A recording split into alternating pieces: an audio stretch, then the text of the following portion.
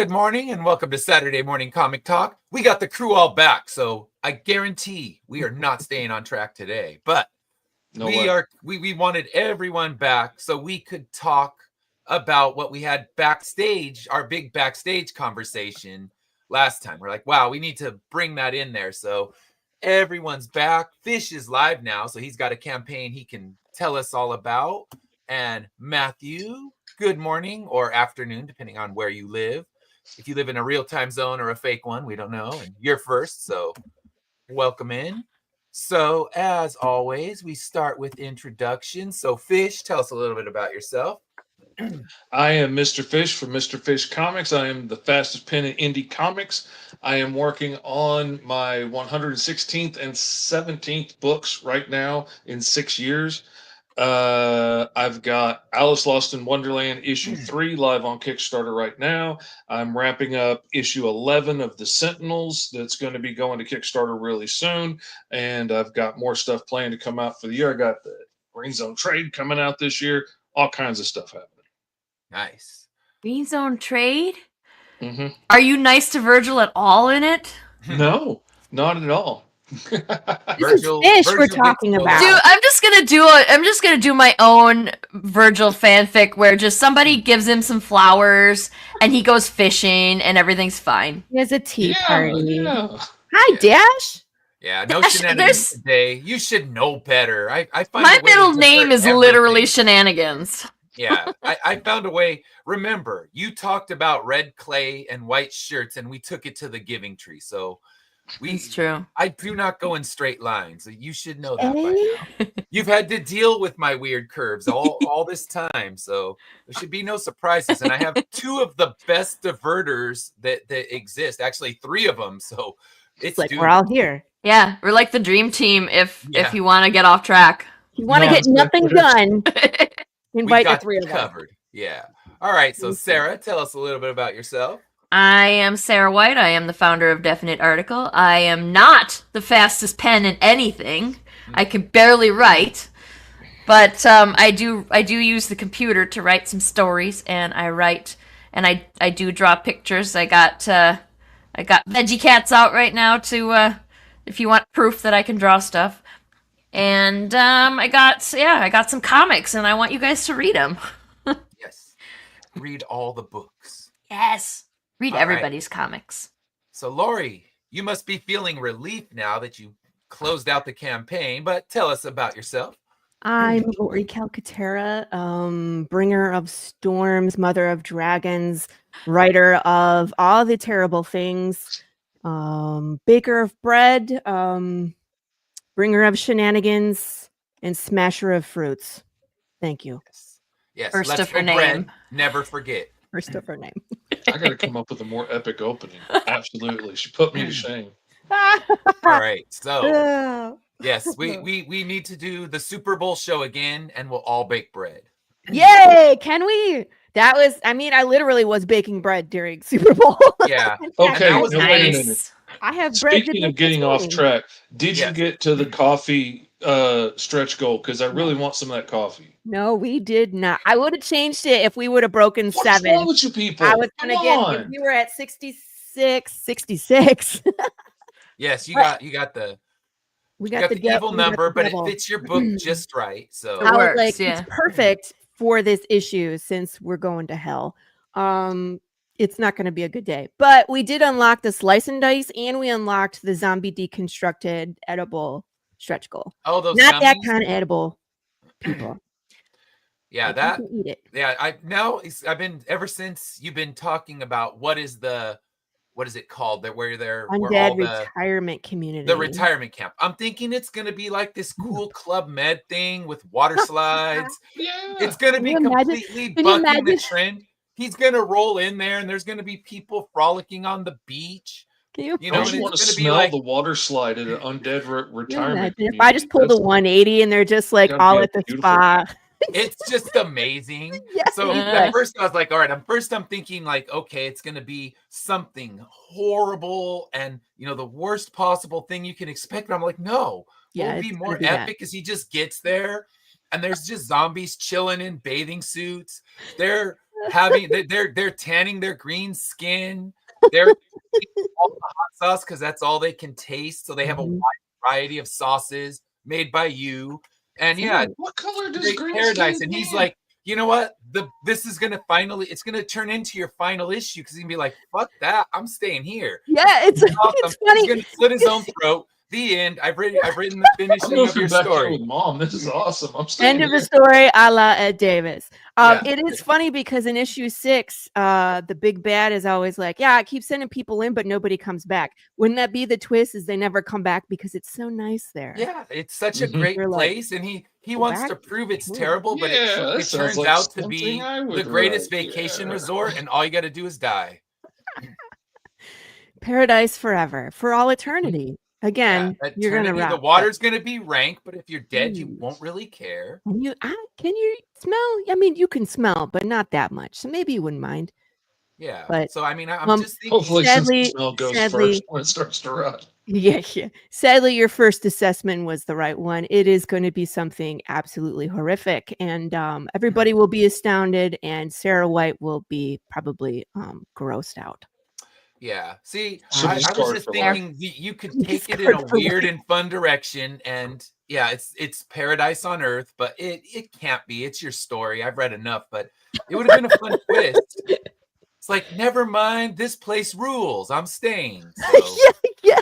He'd be like, "Mom, Dad, hey, What's let's get up? together. All my friends are here." Margaritas all around." yeah. The end. You get the hot sauce margaritas. It's gonna be a cool hang. I'm ready to- Wow. We gotta do the Bloody Marys with the hot sauce. There you go. Yeah, there you go. There you go, Bloody Bloody Marys for everyone. And yeah, I've written the ending of your story. You're welcome. Perfect. You all enjoyed that ending. It's probably a much happier ending than I'm gonna give you. We'll just put it that way. This is one of those Yeesh. things where the fan fiction does better than the original. Ed's version just takes That's off. Sarah like too. Sarah's wildfire. like Virgil. There's like, I could read you're Ed's version. thinking Just Has Virgil, its own everybody- Reddit thread dedicated Virgil had to a it. picnic, and then Virgil took a nap. The end. Yeah. See? And sad pancakes on his lap, and he's Yeah. he's stroking him as he gets his own little bungalow at the Club Med for the dead. Now I have to say, Yeah. I had to promise someone that Sad Pancake would not be in the chaos bomb that is issue 7. He is not in there. That's why there is Waffles, the other dog. Well, Waffles, you the know, other Dog dog. must suffer, but it's not going to be Sad Pancake. Right. There's gonna be another you dog gotta who remember suffered. though, I didn't write Sad Pancake into the story. I never killed, that dog. It was because Gilbert drew him in and I made him shoot Mhm. that dog, right? And so this is the dog that I wrote in is Waffles, who wouldn't be called Waffles without Sad Pancake, of course. But what happens to this dog is now my fault. Keep that in mind. You know, I hate to That's what burst. Sarah's like, Waffles becomes a trusted companion. They go on hunting quests together.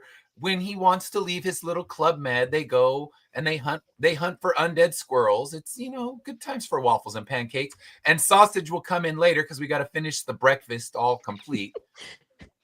I was on a show last week Monday, called It Frickin' Figures. It's on the Madness, you guys. And it's Dustin and Eric, who calls himself Zombie 13. And Eric does the little figures, these guys, Mhm. right? Mhm. And Eric was like, now that I'm done with the Sad Pancakes, what do we do next? And I was like, I don't know. Like, I'm not going to ask you to do more. But he went and did it anyway. He made a whole undead petting zoo.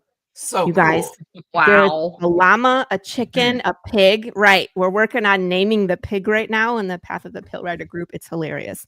There's I Chew wish I had Bacon, thought of Kevin Jimmy Dean. Bacon. That would be a good one Bacon. for the pig. Like What? Jimmy Dean, like sausage, Jimmy but Dean. like not Yeah. directly sausage. Yes. There's a ton of funny names in there. You guys got to go see Yeah, them. you just But got to keep going with breakfast. Like, oh, a little Yeah. hash brown. What's the Breakfast Club? Yeah. Is what we have because we have Nice. bacon, eggs, Sad Pancake. Aw. There's a cat. We're going to call him Flapjack. Perfect. See? And they're all gonna hang at your Club Med because I'm just waiting because that's what everybody was so shocked about. Like, wait, all of a sudden the story got nice, and it's just gonna be him trying to Yeah, hook, you like know me find better than dates and that. things like that. Now it becomes a new Mhm. love story. So yeah, There might be a love story. You never know. Yeah. Mine has no love. There's no love stories in Immortal Era. I mean, people have asked, like, oh, is there any representation? I'm like, no, there's no love stories. So we don't know what anyone prefers, because there's no time for love. They got to bring death back.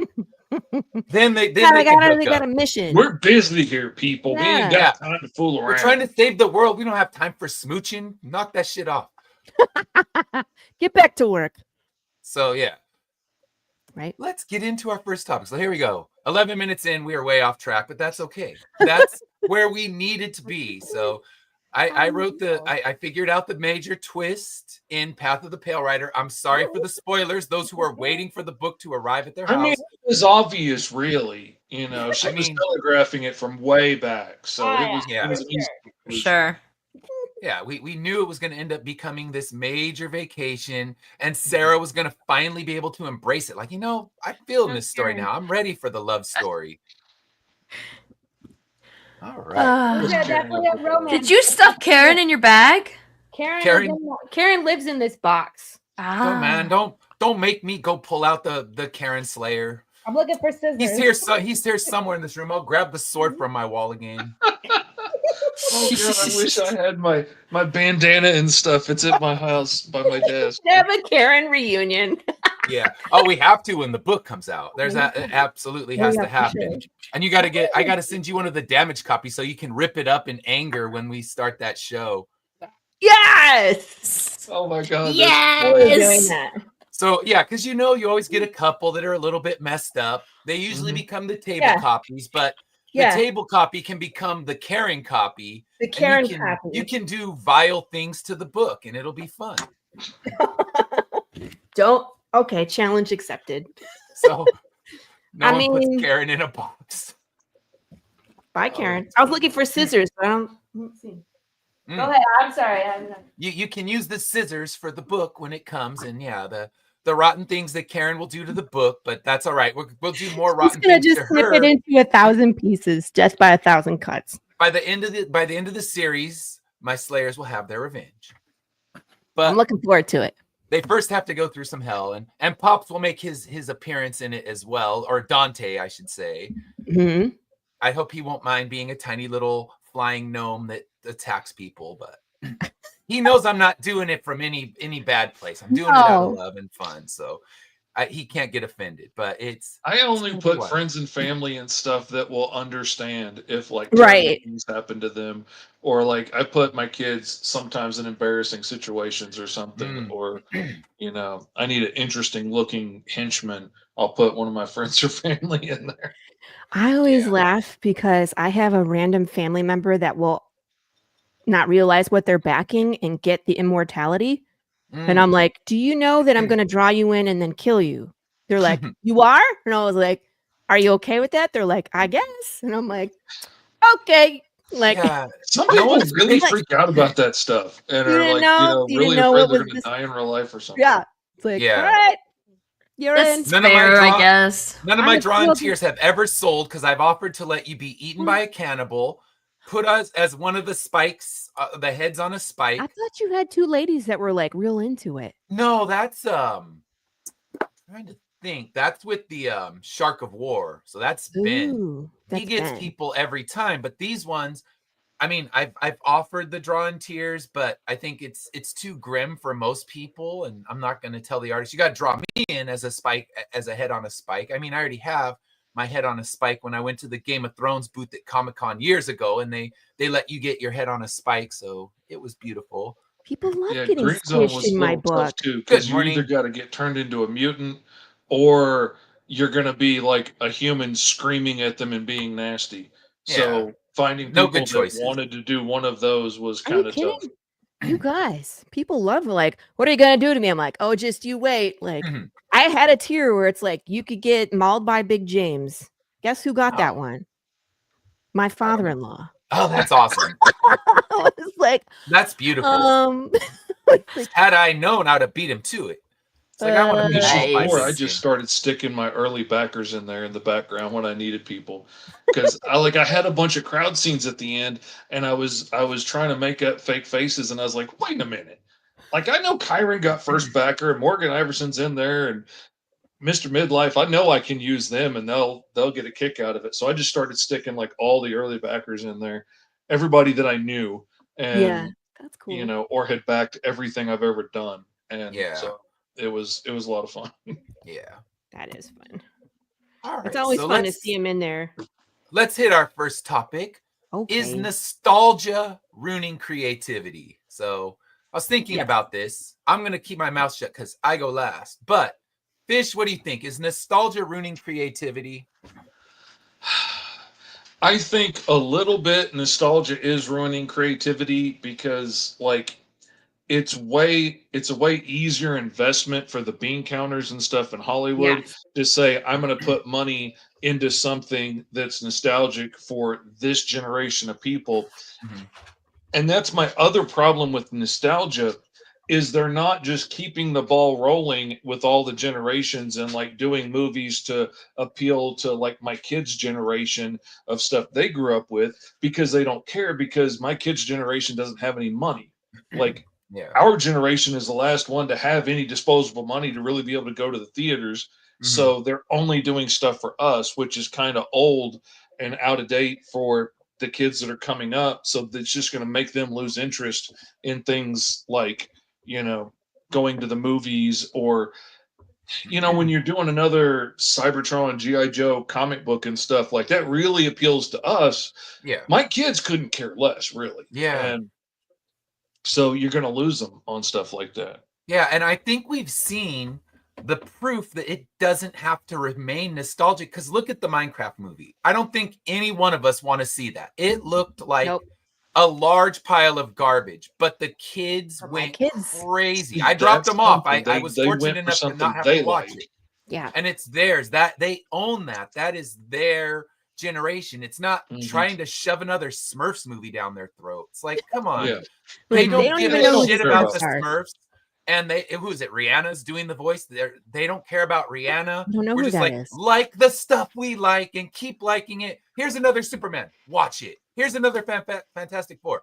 Watch I didn't it. think Sonic would do as well as it did, but my grandbabies freaking love Sonic. Yeah, and you know Sonic was great. Both my kids love that too. So I guess nostalgia can work, but there's active games of Sonic. So they're still playing new versions. We played it in the 8-bit 80s, but they're playing it now. So I think if there's something active for them to cling on to, it's going to have a better chance. But Minecraft, Five Nights at Freddy's, they own that material. This isn't for us. It wasn't made for us. So I think it's showing there is a market for what they love right now, because they may not have the money to go to the theaters, but they got a parent who will plop down the $12 and drop them off. I keep hearing that the Minecraft movie was pretty good, and when it gets in front of my face, I'll probably watch it. But my entire show is about watching movies, so I'm probably going to end up watching it eventually, right? By the time I was ready to go watch it, everybody was screaming and throwing stuff at the screens, and I ain't got time for that. I can't. We purposely did not see it in the theater because of that. Wow. Yeah. My daughter filmed, and she was just at a theater, a local theater. We're talking some small little theater, and she filmed it, and people were throwing shit and screaming, and she said a couple kids got kicked out. And my thought is, that's everything I hate about a movie theater right there, all in one place. Yeah. So that, I'm not going to see it. And then I told her, maybe I should watch it when it's streaming. She's like, Dad, no, you'll hate it. It's not for you. And that's good. We need movies that are not for us. Cater to that generation. Everybody else needs movies. Like the movies I loved as a teenager growing up were not my parents' movies, and they didn't like it and they didn't get it, but I freaking loved them. And my kids don't get those movies now, but that's fine because they were for my generation. Yeah. And they don't want to have to wait 10 years to start making the movies of the things they love. Give it to them now and see what happens. And I think Minecraft is kind of a double-edged sword because, it made money, but it also caused chaos. And the bean counters might think, ooh, that's going to scare people away from the theater. So I don't know. It goes both ways. But I know the new Five Nights at Freddy's, I went to the Comic-Con panel because, of course, both the kids wanted to see it. And it was a raucous room full of kids, let's say 13 to 17. And they were just screaming and going crazy over little things like, oh, my gosh, they showed a whatever. And I don't understand the references, but it's another thing. It's for them, and that's good. So I think we need more of that. But yeah, it's just funny because the whole room of, oh, that's a reference to, game. They're making the second game, and I love that that's for them. But I mean, I said I'd go last, and yet here I am jumping in. Sarah, I used what do you to be think? with I'm it. gonna shut Man, my what mouth. was it? I mean, I largely agree. I don't think that nostalgia's stifling creativity. I think maybe it's slowing the process for the new stuff that we, because we all want to see our comfort stuff from time to time. And as we age, the comfort stuff that we want to see is just naturally going to wane. It's not going to be made forever because new stuff is going to be made, and when that stuff proves to be popular, that's what the studios are going to go for, because obviously. And so we like, as a person, as a group of fans ages, as a fandom ages, we need to be mature enough to step out of the way and let the new stuff come. And we can still be nostalgic, but like, being a militant nostalgic is not helping anybody. If you're gonna Superman. cancel, if like the fans are gonna revolt and get an entire series of Star Wars stuff canceled because that's not how it's supposed to be according to you guys, then we're never gonna get any more Star Wars stuff. Eventually, they're gonna just be like, you know what? Screw it. We're gonna go remake all the Disney cartoons now, and we're just gonna make another Lion King, and then we're not gonna get any Star Wars at all. And I was like, is that what you want? Do you want no Star Wars, or do you want Star Wars your way? Because your way, let's be honest, most people who are watching stuff are not storytellers, and if they were given the reins to make a movie, it would suck. So like, you guys need to step out of the way. There's not everything's gonna be good. Not everything from your favorite fandom that gets made is gonna be good, and you need to accept that. And I just think that, like, as people with nostalgia, like, I know we all are nostalgic about something, and we just need to, like, you can be nostalgic but also not stand in the way of the creativity. So like, we need to stop being so militant. Yeah, like this. Yeah, I think that's the perfect way to say it. And I just, I think about Star Wars. We had the new trilogy, which was not very planned out, but episode 9 felt like it was written by internet trolls, where everything that happened in episode 8, they're like, oh shit, wait, they didn't like that. So it's like they went to a subreddit and said, okay, they want this, they want this, they want this, they want this. Give them all the things they want. And what they made was absolutely incoherent. It didn't make any sense. It did something I thought could never be done. A Star Wars movie I hated more than episode 2. And there it was. But it was because they gave in to the internet trolls. And if you do that, it's going to suck. And now they're kind of, every time a new Star Wars thing comes out, they're listening too much to the internet trolls. And they have Absolutely. They have to let writers write the stuff, not the internet, not the subreddit, because those people, they're not good at it. You're gonna do what they want, and they're still gonna hate it, and they're gonna hate it more. Has anybody watched the what's the Andor? Have you watched all that yet? Where did Fish go? Or No, where did Ed go? I mean, where did Ed go? Fish is still, you moved from your spot, but yeah, have you seen Andor? Oh yeah. No. Okay. Well, I'm not gonna spoil it. It was amazing. It was so good. Oh, I will. I was stunned at how good it was. You mashing all the buttons in your old man rage. I mean, it's not like your normal Star Wars, it's not Jedis and stuff, but it was so interesting. It was so good. The story itself was so good, and it couldn't have happened. Like, people were pissed off about that from the moment the very first episode aired. And if the writers had listened and tried to pivot in the second season, then we wouldn't have gotten what we got. And what we got was really good. I know not everybody likes it. Todd Black said he has a dissenting opinion about Andor, but which I would actually like to hear from him, because he just told me vaguely he didn't like it because at the time I hadn't seen it. And at the time I had only seen one episode and I agreed with him, and now I don't agree with him anymore. And I'm like, I would love to hear from people that don't like it, because like what about that was so bad that you want to shit all over it on the internet? That like watched it. And if we'd genuinely don't like it. Exactly. And And it's okay if something's not for you. If Right. you decided because you read a review before it ever came out, then I got a beef with you. yeah, like I don't well see in that's Pops, right? Yeah. Yeah. Like with all due respect, Pops, I don't care. I thought it was good, and it doesn't matter to me that it didn't add anything. It just filled in some gaps in the story that already existed, but it was interesting to watch, and that's what I cared about.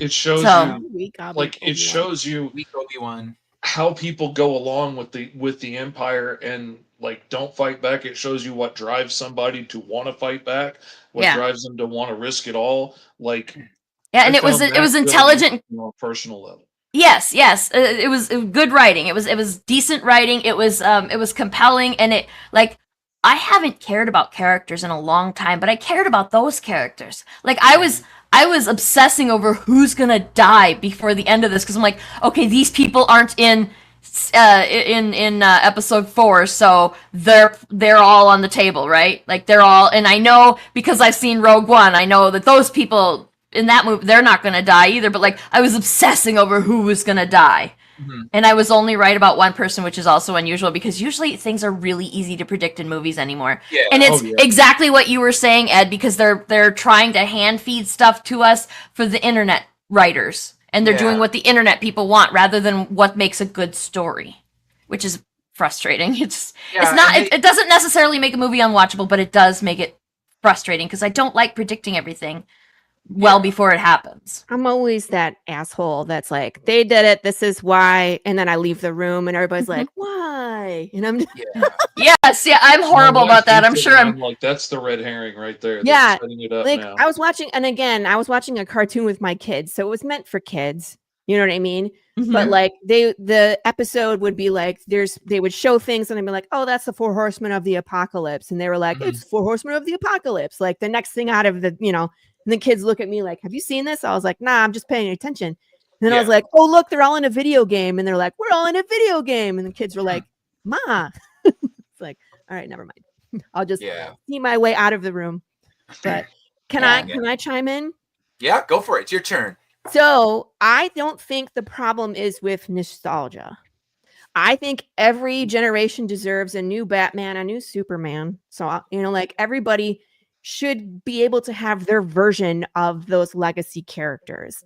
My problem, I think the problem with Hollywood right now is not the nostalgia, it's the way that the dollars work, how they finance stuff, and how we don't get a physical release anymore.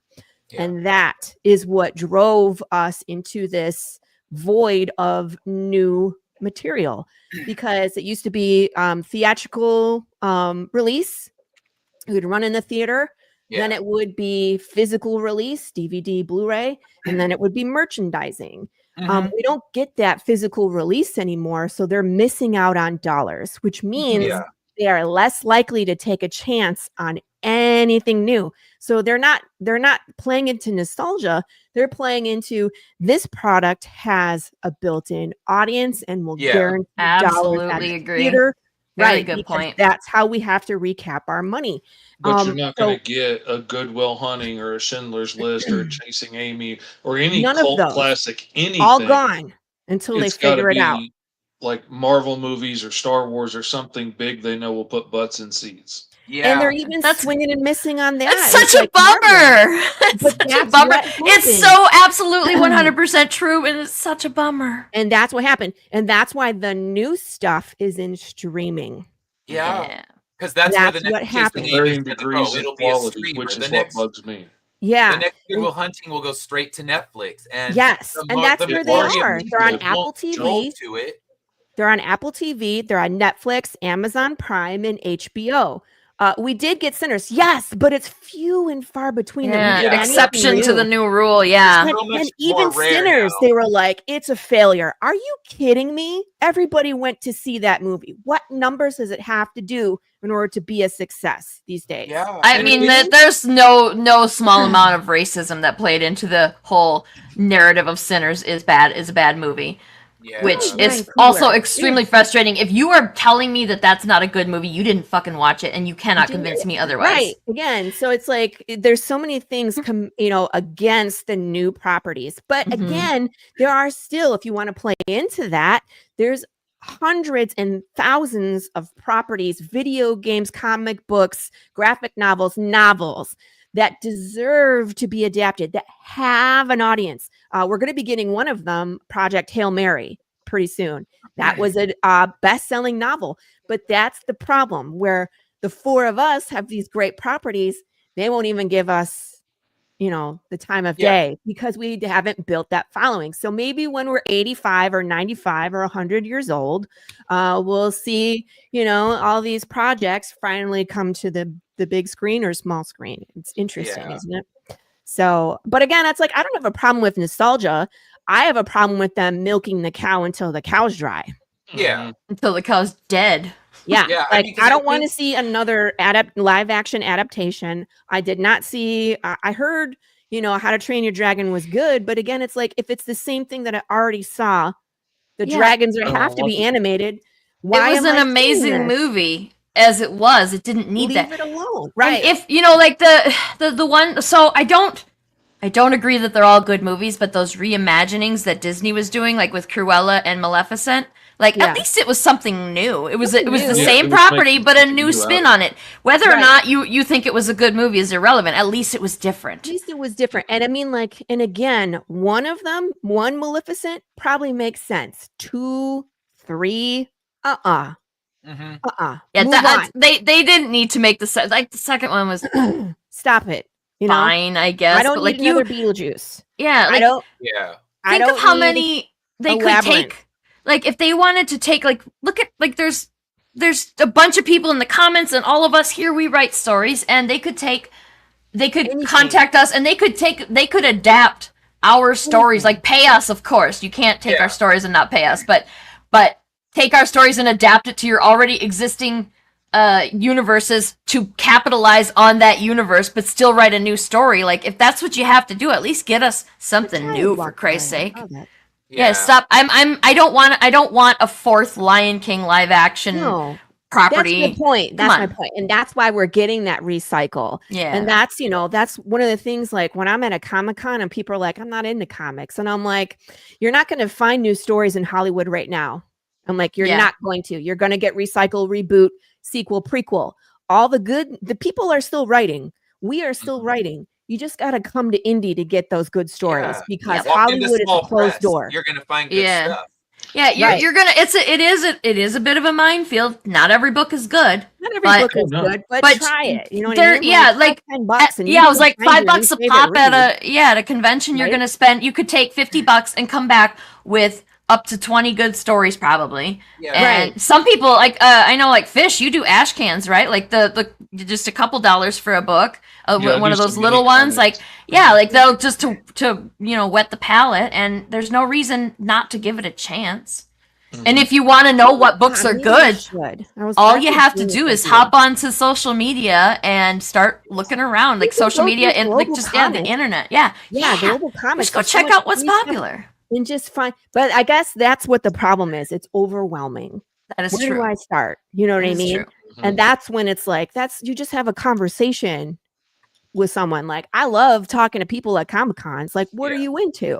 I know a bunch of creators. Like Lee Newman is a great, comedic writer. Do you want romance? I know people like Chrissy that writes that. You know what I mean? Yeah. Do you want mutants? That's Fish. Do you want 80s horror? That's William Russell. Like, what are you looking for? We're here. Yeah. Do you want superheroes? Tom Hutchinson. Do you want a Fish story? That's Chad Perkins. So we're here. There's stories about everything. So if there's someone that just doesn't know where to start, it's like, all you gotta do is talk to us and we'll point you in the right direction. Because if you're not buying from me, that's okay. But even if you don't buy our books. I mean, it's okay. It's okay. Not everybody's into zombies. Yep. Some people see blood and gore and you've lost them. Yeah. Or their kids. It's like, okay, go to Sam Vera. There's an alien in my toilet and his name is Duty. There you go. Go talk to Sam. He's right around the corner. So there's stuff for everybody. You just gotta we'll point you in the right direction. Yeah. but there's a Yeah. stigma with indie comics too that they're going to be poorly written. And if they happen to buy that Poorly one drawn. that doesn't know how to do punctuation and No. has bad grammar, they're going to think, ooh, that's what indie comics are like. Or be And it's 100% sad. unreadable altogether because like it's so small or crammed together. And that's a lot of just people like there's no barrier to get into indie comics, which is awesome. However, it also means you get in there not knowing what the hell you're doing, and if you're unwilling to do the research and like because there's the information is out there, like exactly what Laurie said about finding good comics. That exact method is there to make the comics too, to find out how to make a comic properly. So if you want to make a comic, but you're not willing to do the research on how to make it good, then people are going to have that opinion of your comic because you're not going to make a good comic. And everybody starts somewhere. Everybody's on the journey. Hopefully, you know, I'm still learning about lettering. And it's like, I've been doing it for 3 years. And when I first started, I made a ton of mistakes and went back and re-lettered stuff. But it's important that we're always trying to better ourselves in our craft. And so I think that's important. Always. Yeah. And I mean, like, if you're at a con, so many of us have a table copy. So it's like, here you go. You can see what you're getting yourself into. Right at the table, which is great. Yeah. And I don't mind if your first book is rough and you got better. I mind if your 10th book is still like illegible. Exactly. Yes. If you learn nothing every time, if you learn nothing after you've completed a book, then I don't think that you did it right. Yeah. You're not doing something right if you don't learn something with every book you create. Right. Agreed. And that's any craft. I mean, I have so much respect for you artists that it's like, as you go, it's like, you can see your progress. My guys, like both Marco and Gilbert, like as they go, each issue gets better. And it's incredible to be on that journey with them where it's just like this, you know, you're so excited about that issue. And then you get to the next one, you're like, oh my God. So it's part of the fun, you know, to follow along the journey of the art. I think. Yeah. I think all of them. Yeah. And if you see growth, because I mean, I'm on issue 11. It better not look like issue 1. It better not feel like issue 1. I'm hoping I've improved as a writer. He's improved as an artist, and that you see growth or at least stability. That, okay, I use 2 editors because I'm so picky because I know the internet and they're horrible. And if I have a bunch of misplaced commas, they'll make sure I know. And I don't want to cross eyes. find out. Yeah, so it's one of those things. Oh my God, I hate those crossbar eyes so much. I always find them after I printed 150 copies. Like, I cannot see them in the wrong places. I'm oblivious to them. And in my mind, I prefer them. I prefer that eye to everything else, but I know nobody else does. So I have to go try. Weird rule. I would love to look into like the history of why that rule came about. Isn't it weird? Like the crossbar. It's such a weird rule. Rules that we all follow and abide by, but it's like, why? And it's it probably with music, has to do right? with We learn all the rules and then we break all the rules. Because like that's why you couldn't use words like flick, because if it bled through the printing, the L and the I could connect and it would look like a different word, so you couldn't use that word. Oh, then it becomes. So you end up with things like snicket when his claws come out instead of flick. Okay, makes sense. All right. Right. So, never stop learning. You shouldn't. Yeah. I mean, but that's life. That's life. It doesn't matter what you do. You want to make sushi, try to make sushi the best way you can. You swim in, do the best backstroke you can. You know, that is so against my, like, the ADHD. Like, if I can't be perfect at it immediately, I never want to do it again. You know, one of my kids is like that. And it's like, it's pulling teeth because I'm like, this is a journey. This is your first day doing this. Like, give yourself some grace. Yeah, what was it? The tries. Jake from Adventure Time says that sucking it bread, Sarah. Oh man, the bread. Okay, now she's got now Laurie's got me into like now I want to like mill. I make bread all the time, but like I've never milled my own wheat, and now I'm like, yeah, now I've gotta. Yeah, I have to do it now. Such a weird doing, Sarah. I mean, on our Super Bowl special, we want to see you mill. I've been wasting my life. It's crazy, like when you go down the rabbit hole that is food and what they've done to it and why. Stupid things like because of status, like that's dumb. Yes, yeah, white flour is because the aristocrats thought it was better to be fat back in like the 1600s. That's why we have white wedding dresses too, is because white is the symbol of purity and the symbol of wealth, and we didn't do that until, was it Queen Victoria? Was one of the recent queens, and what is stupid? Like, why wear the dress that makes you feel pretty? Don't wear white just because that's what you're supposed to wear. That's an extremely new thing. We could go down so many rabbit holes. Like, yes, why do we shave our legs as women? Sexism. Oh wait, that was. I know why. Because of Gillette. So many years. Yeah. Because they somehow convinced us that women with hairy legs is disgusting, but men with hairy legs is fine. Well, it also has to do and with armpits and younger women are more attractive. So we have a problem there, right? Which gross, you're right? Less hairy when you're younger. Yeah. Gross. And that's the whole blonde thing too. Children are blonde. Is that why? Yeah, because didn't even think about blonde hair. Gross. We got a lot of societal standards for messed up reasons. Yes. So question everything. Speaking of that, let's talk about not safe for work comics. Perfect segue. You're welcome. Segue. Thank you. You guys guided the ship right in. That was. I was like, eventually we'll get there. I'm just gonna sit here and let you cook, and then bring out the next topic. We were raccoons just then. Shiny. Oh no, that's beautiful. That's what we need here. That's when the shows go 2 hours and they're beautiful. Sorry. No, perfect. So let's talk about not safe for work comics.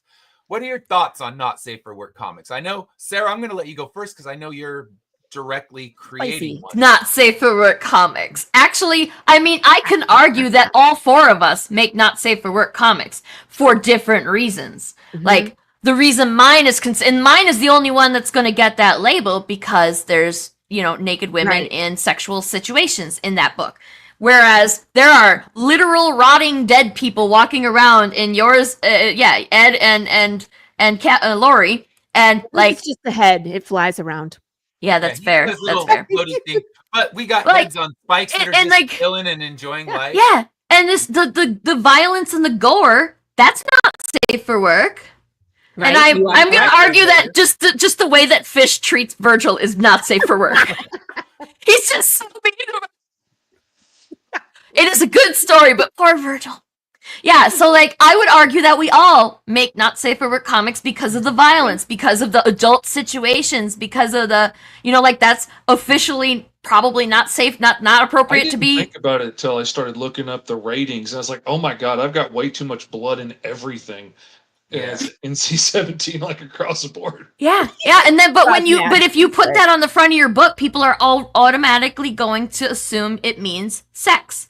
They just if you write NC-17 or write adult, if you call I called a book, a superhero book, a book with adult content once, and they were just like, oh well, we don't want sex, and I was like, it's not it's like the main character rips a guy's head out from like the spine comes out, like it's disgusting, but it's not sex. Like just because a book has adult content doesn't mean it's sex. But that being said, when we say not safe for work comics here, we mean the books with sex, right? Like we're generally talking, because those are the only ones that get labeled not safe for work. The ones with the special edition nudie covers. Yeah. Those I have complicated feelings on that, because if you're advertising something on the cover, like if you're putting a sexy woman on the cover, that is one thing. But if that sexy woman is nowhere to be found in your book, that's a little misleading, and I don't like it. Yeah. Right. If like I've seen plenty of people out there that are putting like almost naked women, and that not like that specific woman might appear in your book, but not only is she not scantily clad, she's complete, like she's not in a sexual situation at all, and you're kind of misleading your people. Like I get it, it sells books, and some people only care about that art on the cover, so that's fine. Those people, it's fine. They'll never read the book. Yeah, and they don't care. They just wanted that pretty piece of art. Anyway. But in the defense of that money helps pay for your artist to keep going. Yes, and that's why I said complicated. Right. That's why I'm like, this is always a touchy subject, because I get why people do them. I haven't. Well, I take that back. I did do one because I was trying to bring up a certain topic, right? But again, I'm with you. It's like we don't have any spice in our comic. It's quite the opposite. And so yeah, like for the one that I'm working on right now, there is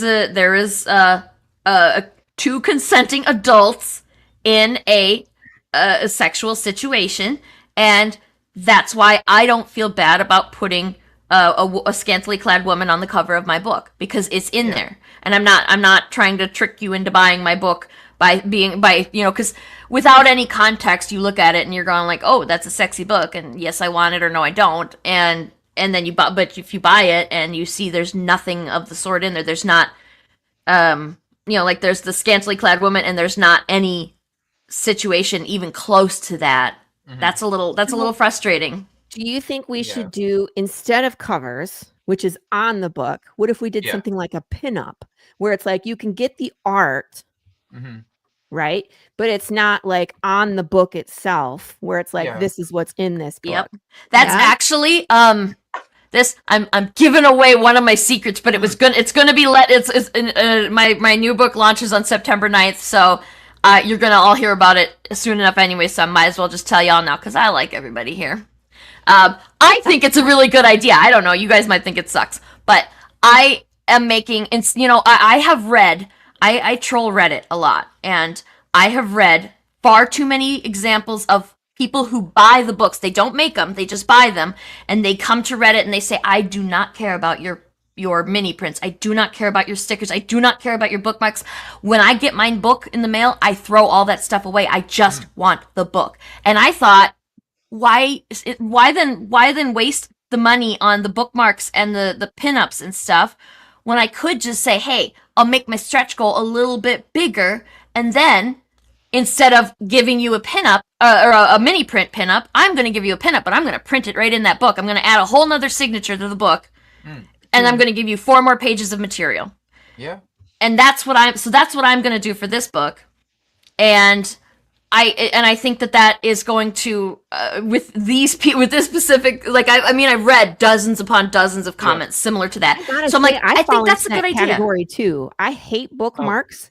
I do love stickers, because if they're vinyl, I put them all over my like Yetis and stuff, and my kids steal them. Like, I have 2 Mothman from Carissa that my kids want to steal for their school, water bottles. But when it comes to like bookmarks and just extra fluff, I don't take it out. I don't. It's just in the back, and it's just like, that's cool. Yeah. But I don't throw it away, but I put them. I put them in. I got like a box of extra stuff, and I was like, I don't want this, but I feel bad throwing it away. Eventually, I'm gonna stretch goals. I find them at the bottom of drawers and stuff, and I'm like, oh yeah, there's that poker chip somebody did. So one, right? One poker chip. Yeah, and that's like, so when you get it, this is what I'm going to test this out, and if I'm successful, you guys will all be among the first to know, I'm sure, because we're going to talk about it, right?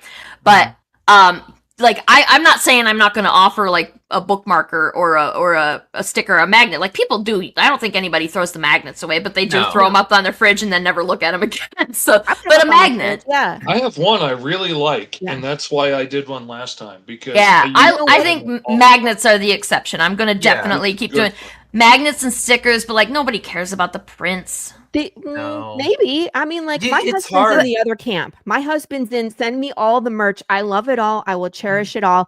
His whole office, the walls are covered in art. Like, there, you can hardly see the paint. You know what I mean? Because he loves all that stuff. He has like the little plastic container. So if you sent him one poker chip, he would put it in the plastic and put it on a shelf. He's that guy. So there are people that love that stuff out there. So I don't want to discourage people. Yeah, that's true. Yeah, and like, I'm just not in that camp. I am like, my thought, because like, I know that some people do like, especially like I said, stickers and magnets are kind of, those are the popular ones among the extra non-book merch. And I thought, well, I'm not going to stop making stickers and magnets. I'm not going to do that. But at some point, you end up taking a print down and putting a print and putting down like original art. Yeah. No, well, so I'm going to like, my tiers, and I made so much extra work for myself by doing this. I'm like I'm going to have like just the base book. You regardless of what stretch goals that I may or may not hit, if I fund, you're only getting this book. And then I've got the deluxe book that you'll get everything that I managed to make. And I already have stuff planned out for that. So it's not like I need to like hunt or, beat my own brains out for more material. But you can be in Ed's book if you beat your own brains out. yes. Yeah. You could be on a spot for spike. you. Or you could be eaten. You get to pick. Just walk around with half a head. Yeah. No, then you And belong like- in my world. Yeah, then you go to Laurie's world. I was like, nope, you just got demoted to path. We'll build you a little floaty thing. You could hang with Dr. Man. To Although be he's- fair, he's Laurie, a I bit think of- that's a lateral move. It happened. Yeah, he's a bit of a Yeah, dick. his You don't little want to hang robot with hand. Dr. Man. Was amazing. But yeah, like I want to be able to offer stuff. So I'm still thinking on that, and you guys have given me more stuff to think about too here and I've got a month before I need to worry about exactly how this is going to be laid out. But if the people do want the prints, I want to be able to give them the prints instead of the extra 4 pages of the book. And there's a limit. Was it Matt Knowles said? Yeah. He mentioned about how it's expensive, and so like there's gonna and also there's just actual physical limitations depending on your printer of how many pages you can put into a book before you can no longer saddle stitch that book. Yeah, then you got to make it a And so- mini graphic novel. Yeah, I want to say like the printer that I used last time is like I want to say like 60 something pages, Yeah. and like that's I think about 64. that's about the biggest you're gonna get, which is I don't think that I'm gonna make that much, so I'm not worried about that at this time. But there might come a time when I, like first of all, that's a lot of extra material that we got to come up with, and then that's extra money to print the book. Like, so it's right now it's a thing that I feel great about doing, but in 5 years. If I'm still doing this in 5 years and I'm being successful, is that still going to be a good business model? Maybe not. Yeah. So yeah, I'm definitely I've going thought to about do it mine this time. sometime. And like- you can be our test. Yeah. If it works for you, like, oh, cool, that worked Yeah. for Sarah. Let's try that. And I'm absolutely staying like small, reasonable. Like I'm like, well, I'm going to make the stretch goal appropriate and add 1 signature to the book. And that's 4 pages of stuff. I got 4 more pages of stuff I got to come up with. Yeah. Not a million. And there'll have to be the limits. If I should happen to make, if something goes really wrong in the universe and I make a buttload of money, like, I don't know what's going to happen. But yeah, like I'm also trying to figure out how I can work the prints in there, because if people they just want the story in the book and they don't care about all that extra stuff, they can just get the book. Yeah. And then I can, maybe have a merch tier where you get the book plus the prints and stuff. I don't know. Or I'm still, like I said, I'm still workshopping it. Yeah. Like I'm still workshopping it, but like I know that there's just a lot of people out there that don't care about all the extra loose stuff that you get. Yeah. And so I love the bookmarks that I get, but I never use them. I always grab a receipt. That's what I always have bookmarking when I need a bookmark. That's hilarious. Metal one, and that's it. Yeah. I'm gonna And make that's 'cause it's in some. my I big was thinking giant, about making wooden. omnibus. It's like a thumb holder, so you can hold the book open with one hand. Yeah, without fatiguing your thumb so much. Yeah, that might be fun. You can laser cut those. Okay. Yeah, I teach kids, so bookmarks, I throw them. I have a little prize box, so the kids are reading their books with lots of indie comic bookmarks. So I have a purpose for them. Perfect.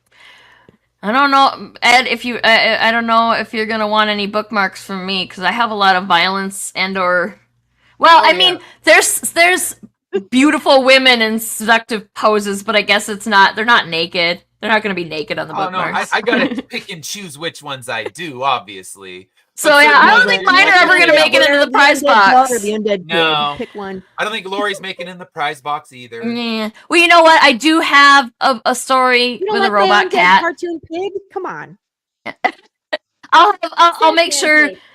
Oh yeah, Matt, Produce Cat's bookmarks. I could do Produce Cat's bookmarks. And see, those would work beautiful in the class. Yes, perfect. Yes. Eat those up. And That would be a and I great have prize. Granica has a robot cat in it, and the robot cat is adorable. So yeah, like I could do robot cat bookmarks too. Yeah. Absolutely. Those would be the kind I put in there. And now there's things you can do, but I know there's like prints. I'm with what Pops was saying. I don't have room on my walls. I have too much shit on my walls as it is. We got to take some of the stuff I have down so we can actually have family photographs up. My wife's like, all right, we got no more. You've finished your limit of what stuff you can put out.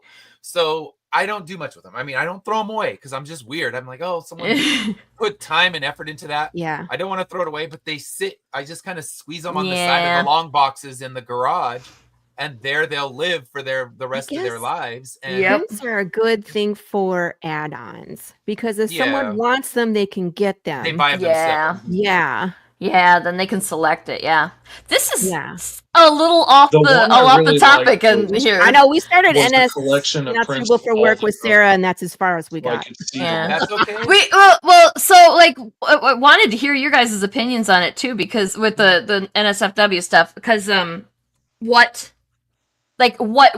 to you constitutes gratuitous versus an actual good story? Because my adamant, that is a hard and fast rule I will not break, is if you cannot take the sexual content out of the book and still have a good story, then it's not a good book and I don't want it. Yes, I'm with you. And I'm on that camp where it's like it needs to be a part of the story, but I'm that way with all the other not suitable for work topics that you picked. Is the gore appropriate? Is the violence appropriate? You know what I mean? Is the torture we put our characters through part of the story? So if the spice makes sense in the story, then do a cover. You know, I think you can do a cover tastefully and beautifully. I don't like the crotch shots. I don't. I think those are just terrible. Even with the clothes on, if there's a crotch shot, I'm just like, because I mean, it's pointed to one market. You know what I mean? One audience. We know who that is. And again, it's like they're not reading the book. But again, I'm still in that camp like, gosh, if I had made a little more money on my campaign, I could keep going a little quicker on the next book. And it's like, we sell them at cons. I have a not suitable for work cover that I did because I wanted to bring up the topic of, is it okay to have schmecks with zombies if it's the new norm? You know what I mean? If they're not trying to eat you, if that is your spouse, they remember your name. How long is that okay? And then again, it just opens up that question of things change in this world, cultures change in this world. So that's why we have it. But people, I know people aren't reading that. You know what I mean? They come to the con and I'm like, I have William Russell covers and this one, and they're like, give me that one. Yeah. I don't think they're reading it. But again, that those dollars help me pay my artist. And so I can sell that one at every single con I go to. The squishies, maybe I'll sell them. Maybe I won't. You know what I mean? The cool t-shirts I make that I love and I think are hilarious, maybe I sell them. Maybe I won't. But this cover will always sell. So again, it's like that's where I'm back and forth on it because I would like to get it out faster to the world. And for the people that are reading the story that have to wait 6 months between books because of how long it takes me to get, it's just how it goes. So if I had that extra income from the people that are like, pretty girl, I'll spend my money, right? Then it's like, I could go a little faster. But then it's like, that's a slippery slope because then is it okay for me to sell my feet pictures on OnlyFans? Because again, it's helping me fund my book. So it's just, it's this whole dilemma that you get into. You know what I mean? Like, what is okay if it's, the intention is to help the story? It's like, you can go down that slope real quick. It needs to. It's what's okay for you. What are you okay with? Right. Yeah. And there are specific situations in which like the entire story is just a porn. Right. And then and like, I'm not okay with those. you know what? Like that I don't that need book. to read that. Yeah. Like if that's your thing, cool. I'm not judging. Cool, But we all are weird in some way, so I'm not judging if that's your thing. But like, I don't care about books like that. That's not the kind of book I want to make. I want to make a book that if it has sex in it, it's appropriate for the story, and if you remove it, you still have a story. Like there's a few stories out there that I know of, and I'm sure there's way more than that like the entire the sex is the story, and like if that, like I'm like cool. If you're selling that book, I'm very happy for you. But like that's not what I want to do, and I don't need to make it because they're already doing it. Yeah. And so people who are backing my book, they should back my book because they want to see the pretty stuff. And if they want to, and they need to be okay with seeing, like, they need to know that the sexual content is there. Yeah. But they also need to understand this is not just a sex book; it is a story, and it is, you know. So it's like that's the kind of not safe for work book I want to make. And I'm gonna sell my sell. No, I'm not gonna sell. Chad Perkins and I had this idea for OnlyFans, which is totally a joke, you guys. But I'm gonna send him barbecue sauce, and then he's gonna dip his toes in it, and we're gonna split the money on OnlyFans. There you go. Nice. So it's not my feet; it's Chad's, but it is my sauce. He can enjoy you enjoy your 50 cents. Yeah, hey, this one lady has a really successful one that's all about her hearse.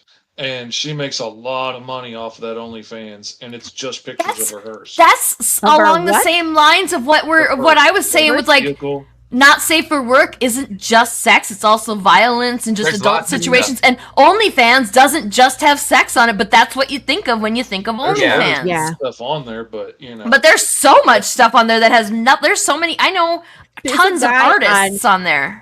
Apparently, I've never gone to look, but apparently on Pornhub, there's a guy that does math problems.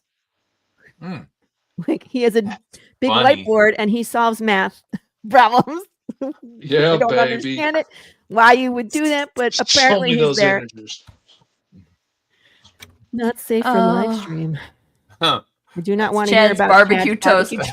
barbecue I hope Chad makes sure that he doesn't have any, like. You may be really interested in Chad's barbecue toast. I think that if he dips his toes into that stuff, he better make sure he doesn't have any hangnails or anything, because that'll sting. I think if it's a woman's foot, you got more chance.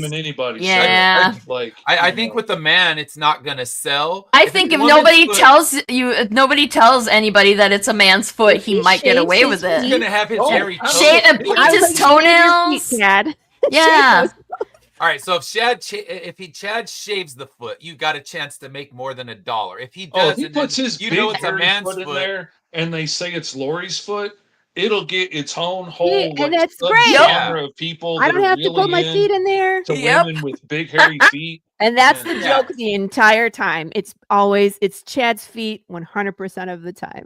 Yeah, not even Quentin Tarantino's paying for Chad's. It's like it's a video of me with the hot sauce. It's a video of me pouring it in, and then it's Chad's feet going in. It's close up, so you don't know. See, you'll make the money then. You just have to twist it and make sure he shaves down that foot, because you're gonna lose your audience. Wow, she's got big feet. People will pay more for the hairy foot. Like, you know what? Not as many people, but they're loyal. That's a natural woman right there. I've only got 3 people on my OnlyFans, but they are. You don't even have to like straight up lie and say it's Laurie's foot. You can just insinuate that it's Laurie's foot. You don't have to. And then like, yeah. It's like, no, it's like you got just imply that it's Laurie's foot, and then be hilarious. You know what I mean? Because it's like there's this pretty girl putting, and there's just like man feet. We should do fish's feet. Because you saw her rolling up the cuff of her pants before this man foot went in the sauce, you drew the conclusion. Yeah. Don't blame me for how you interpret my videos. Like what? What's wrong with my That feet? was failure on your part. Yeah. You know, you don't think I have size 13 feet? You read it wrong. It's your fault. Mm-hmm. It is size. I wear size 13 shoes, extra wide. Yeah. So there we go. We've gone way off on a tangent, and it's beautiful because that's how we do things. All right. So Fish, what do you think? Not safe for work books, foot stuff. I don't care. What do you think? I have multiple feelings about it. Yeah. I hate the bait and switch. It's my whole problem I've always kind of had with variant covers. I mean, I used to hate it when I was a comic collector and I was a kid, and I'm out there and I was like, oh, this is an awesome book. It's got a Jim Lee cover on it. And I'd open it up and the first page is Jim Lee's art.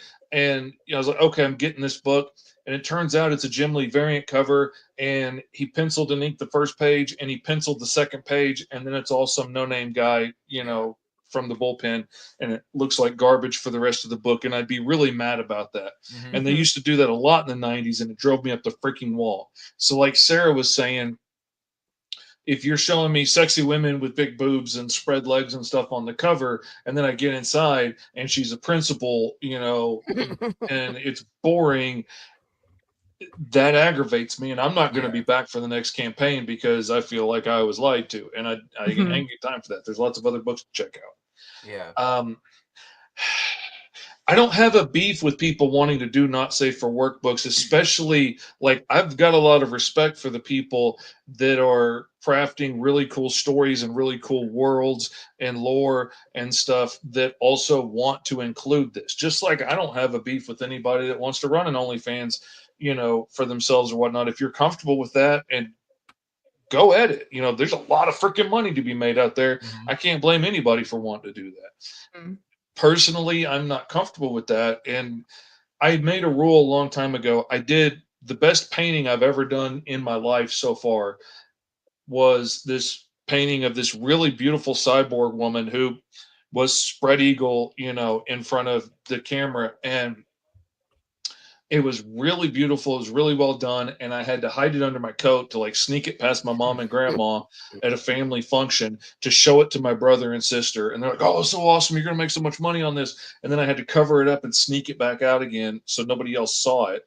And even though I had all of the justification in the world that artists have been drawing the human body for years and the female body's a beautiful thing and blah, blah, blah. If I had to hide it from my family, I was doing something wrong. I was doing something that wasn't working for me. And so I made myself a rule from that point on. I wouldn't do anything that I couldn't show to all my family. And then I had kids and grandkids and stuff. Now, granted, I will show my kids, I will show my grandbabies chopping snake men in half and cutting a dude's head off and throwing it at somebody else. Yeah. I'm okay with showing them that. They watch The Walking Dead and stuff, going to sleep at night. They're used to it. They're not hung up about it. You may not want to show your kids that. And I always try and warn people about that because they see the Caw book and they think, oh, that looks like He-Man. And I'm like, there's a lot of insides on the outside and there's a lot of heads turned the wrong way. Like, you need to be warned. If your kids are cool with The Walking Dead and stuff like that, then this is going to be fine. If your kids are playing Call of Duty all day long, they're going to be fine.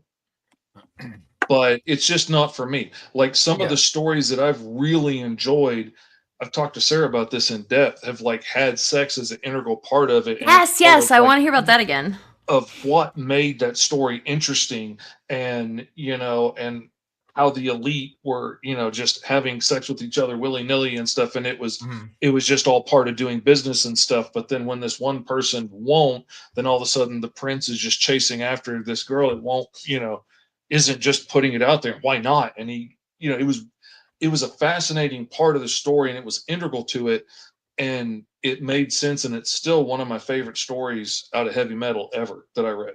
And, there's a lot of stuff out there that's just porn and that's okay. I mean, if that's what you want to make, again, I got no problem with it. That's not what I'm wanting to make. And, if that's what you want to make, go for it.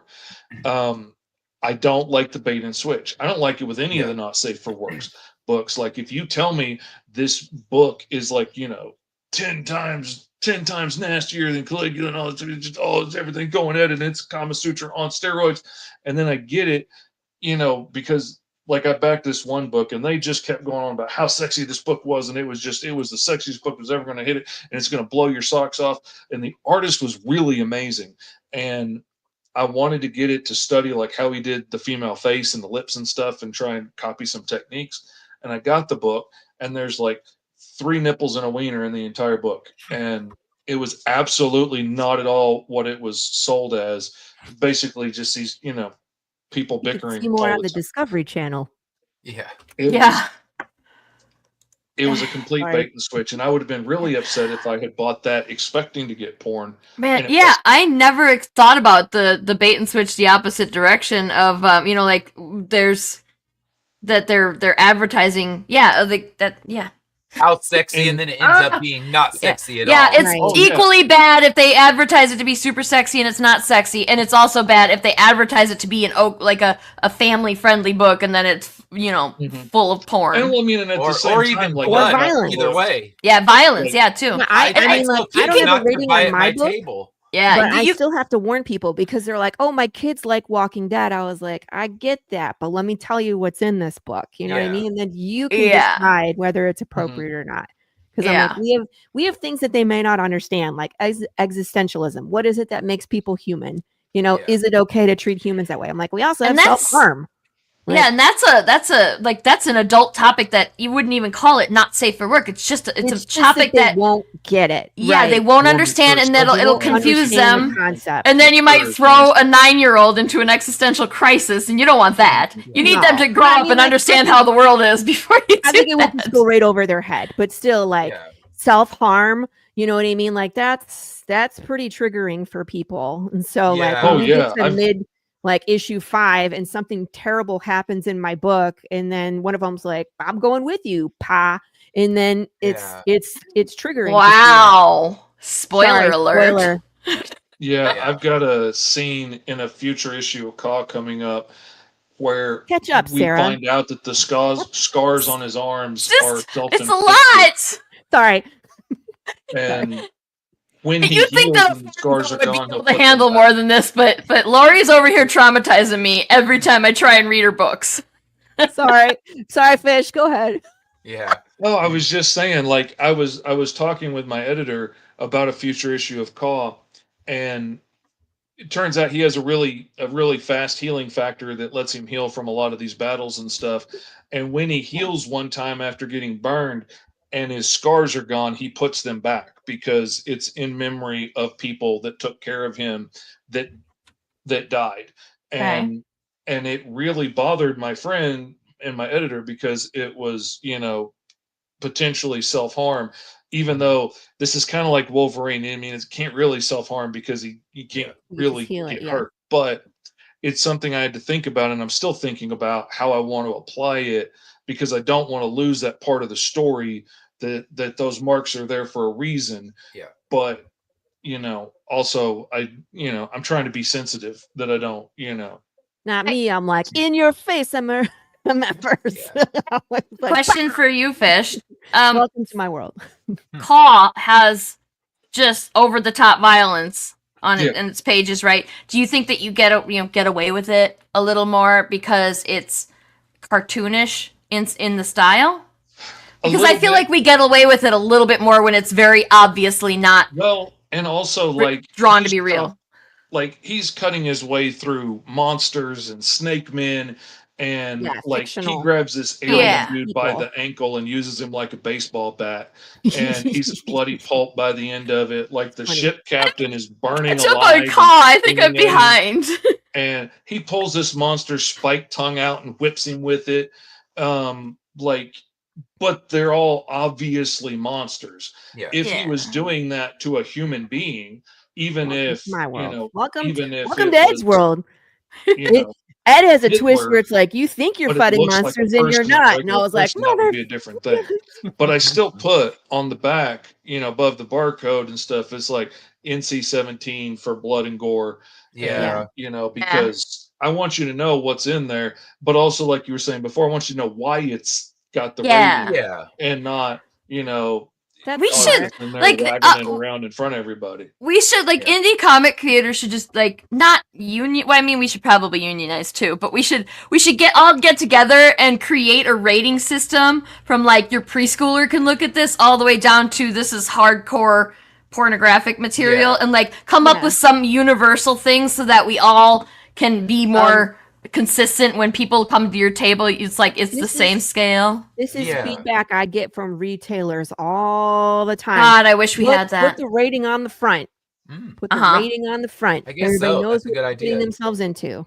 Maybe we could do that.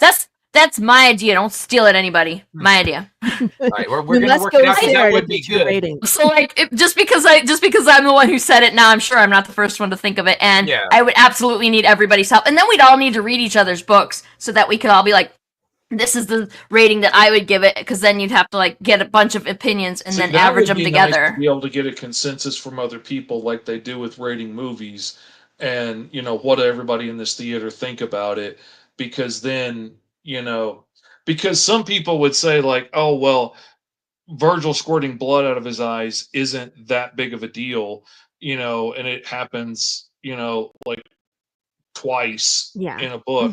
It's not that big of a deal. but to other people, it's like, oh no, that's over the line, and Yeah. it is a lot of blood, so I put it in there. Yeah. But also, like you were saying, Green Zone deals with a lot of heavy topics, and you know, while I think maybe junior high on would be okay being able to handle the topics, like I don't think elementary school students have any business reading it, because they're not going to get what They it's wouldn't about, and understand. it's just going to be confusing. Yeah. Right. Yeah. And that would be an incredibly like what Pop said, 6 plus 12 plus 17 plus. It's more complicated than that, isn't it? Yeah. And also, like, you know, you're never gonna find two people that agree 100% on what the scale should be. It's just it would be very complicated, but scale, yeah, you throw violence in and people interpret it differently. There's some that, oh, my kid watches this or that. That's what they come to my table. Yeah, when they're like, my 8-year-old watches Walking Dead. I see a parent walks up with a kid, and I said, okay, I want to give you the kid warning. There is violent content. There's a lot of profanity. Would you like me to proceed with this pitch? And 9 times out of 10, they ask me, well, is there sex stuff? No. Okay, yeah, and that's all they care about. They don't want to see a boob, but I got a decapitated arm squirting pools of blood, and they're like, that's cool. In issue 1. In issue 1. And that's right. my plot page. So that's where like the staples on that page. So I open it up straight. It's like to that right one. at the But I warn them first. If it's an adult, I'll do it. And sometimes I'll get yelled at by the adults. You should have warned me. I'm like, yeah, maybe. But you know, in the end, I didn't. But when it's a kid, I always warn them. And they always ask me, oh, is there sex? Nope, no sex. Then go right ahead. And if, you know, kind of piggybacking on what everybody's saying, if I threw one of my main characters nude on the cover, that's going to deter them from buying it. But it's also going to lie to everyone who does buy it. Because they're like, ooh, I want to see that sexy Ari scene. I'm like, that doesn't exist. There's no room for love in my book. We've already talked about that. And I'm not just going to do a gratuitous Ari's taking a shower scene to appease the pervs, because it doesn't go into the story. I got a shower scene coming up with Jude. Yes. See, but if it works for the story, well, when he's at Club Med, he's got to shower off after the. I'm not telling. He needs a shower though. Yeah, I have a whole scene planned for COD down the road. Water, zombie saltwater's filthy stuff. Hinting at he's at Club Med. He gets in there. He has to take a shower before he goes down the water slide. Yeah, they're like, you can't go in the pool till you've showered, dude. There you go. I have a little bit of an issue with and this is a moral thing, you know, like, how come it's okay to show somebody getting violently, graphically decapitated, but it's not okay to show a boob? Yeah. Like, why do people freak out at a boob in his hands and not the decapitated arm that's pouring blood? It's way more traumatizing to the unsuspecting viewer to see you disemboweling a human than it is to show a partly like it's a societal thing. I mean, it's a societal thing. Oh, yeah, martial arts are cool. Hunting other is countries cool. don't give a flip about shit. Yeah, like it's just cool, right? Those action stars, even like Superman and Batman, are violent if you think about it. Oh yeah, right. So we've been getting the violence from when we were little, but sex is only okay when you're an adult. So we don't want to give sexy ideas to the children. Call me a contrarian. This is a hot take, but I think violence isn't okay for children either. I agree, because then it's okay to be violent. It's not okay. Yeah, like sex is for adults, but so is violence. Violence is not for children either. I wholeheartedly agree. You can watch Powerpuff Girls. My grandkids can't do it to each other. Yeah, Powerpuff Girls. They're kids. Yeah. Teen Titans, they're kids. They're superheroes with violence. And so that's really just interesting to me. Blood. It is. Without blood, but still violence. That's how they get away with it. Spider-Man. Yeah. It's no blood. Yeah. You can punch them and a tooth can fly out. But if it's a bloody tooth, then it's not good. It's so... No blood, cool. Do it. It's like, but it's and a boob by itself is not inherently sexual, and that's the thing that kind of bugs the hell out of me. It's now, again, is it because of? And I'm gonna go left field here. We've repressed women in their form. Is it too much temptation to show the boys? Is it women need to be modest, which has been going on for a long time? Don't show your ankles, your wrists. Okay, now we can show your legs, but not your but now it's like a G-string is Now you can okay. show your midriff, but don't Do you do see this. what I mean? Like that's been repressed for a long time, and now and it does. And so I am ripping this off from Miley freaking Cyrus. She says, "How come when we show, like, you can show the rounded, the globe part of the breast, but you cannot show the nipple, and then the nipple is the part that everybody has." But the jug part isn't. Like, why is it okay to show everything except that? Why is it not okay to breastfeed in public? Yeah. Not sexual at all, but it's somehow not okay. Necessary, but people it's people a lose their mind thing. over that. So Again, it's a thing that people don't want their society. children seeing. It's like you're literally caring for your child. That's a thing you should want all your children to know about. Well, that's the same thing. It's so odd. Double-sided sword issue of, like, you can't do any media that would, explain to young girls about the changes that they're going through, because that would be sexualizing children. But then we want everybody to be shaven and blonde so that they look like children. Yes. And, like, that's okay. This is like, it's jacked up. It's weird. It's really men over sexualizing everything. Yeah, it's a weird society. My 6th grader just learned how to shave her legs. Isn't that terrible? I'll wait until she's 35. She won't do it anymore. And I mean, she'll probably quit doing it now that she knows that it's a chore. Oh God, yes. Right. But that's the age where it starts. Yeah. Middle school. It's like she's too young to even understand why that's a thing. Exactly. And again, it was because Gillette wanted to sell razors, selling razors. And it they became wanted like double the more market. beautiful. Right, the beauty standard. They created the beauty standard of that, where it's like you should be shaven everywhere. Great. Yeah, Thank you, Gillette. But men can have gross hair growing on the tops of their toes, and nobody says a damn thing about it. What's that about? It's your Chad, and you got to shave your toes for the barbecue sauce. I do find toe hair to be a little gross. But okay, so I'm one of the weirdos that absolutely, like, don't get your feet anywhere near me. Mm-hmm. I hate. That's my wife. She's the same. Feet, just so we're clear, gross. Feet. Do not put your feet anywhere near my face, or I will hurt you. I mean, I have so the meanest thing I've ever done was somebody put their bare foot too close to my face, and I was like, please move your foot, and they wouldn't, so I clawed them. I grabbed and then scrushed my claws into the top of their foot, and then they were mad at me, and I was like, I warned you to get it away from me. I really don't like feet. But like, why feet are gross. Feet are gross. Anyway, if you want to really gross out Matt, you could put some kind of white sauce on top of the foot. It's like mayonnaise instead. Stop like that. You're triggering Matt. I was going to go the other way and say, at least Matt, you can get socks. Socks for Matt, yes, and you feet. Because what is it about socks that makes the feet it makes feet? If you have shoes or socks on your feet, then they somehow become more tolerable to me. I hate feet. Matt, you need to make scented socks, like the disinfecting smell.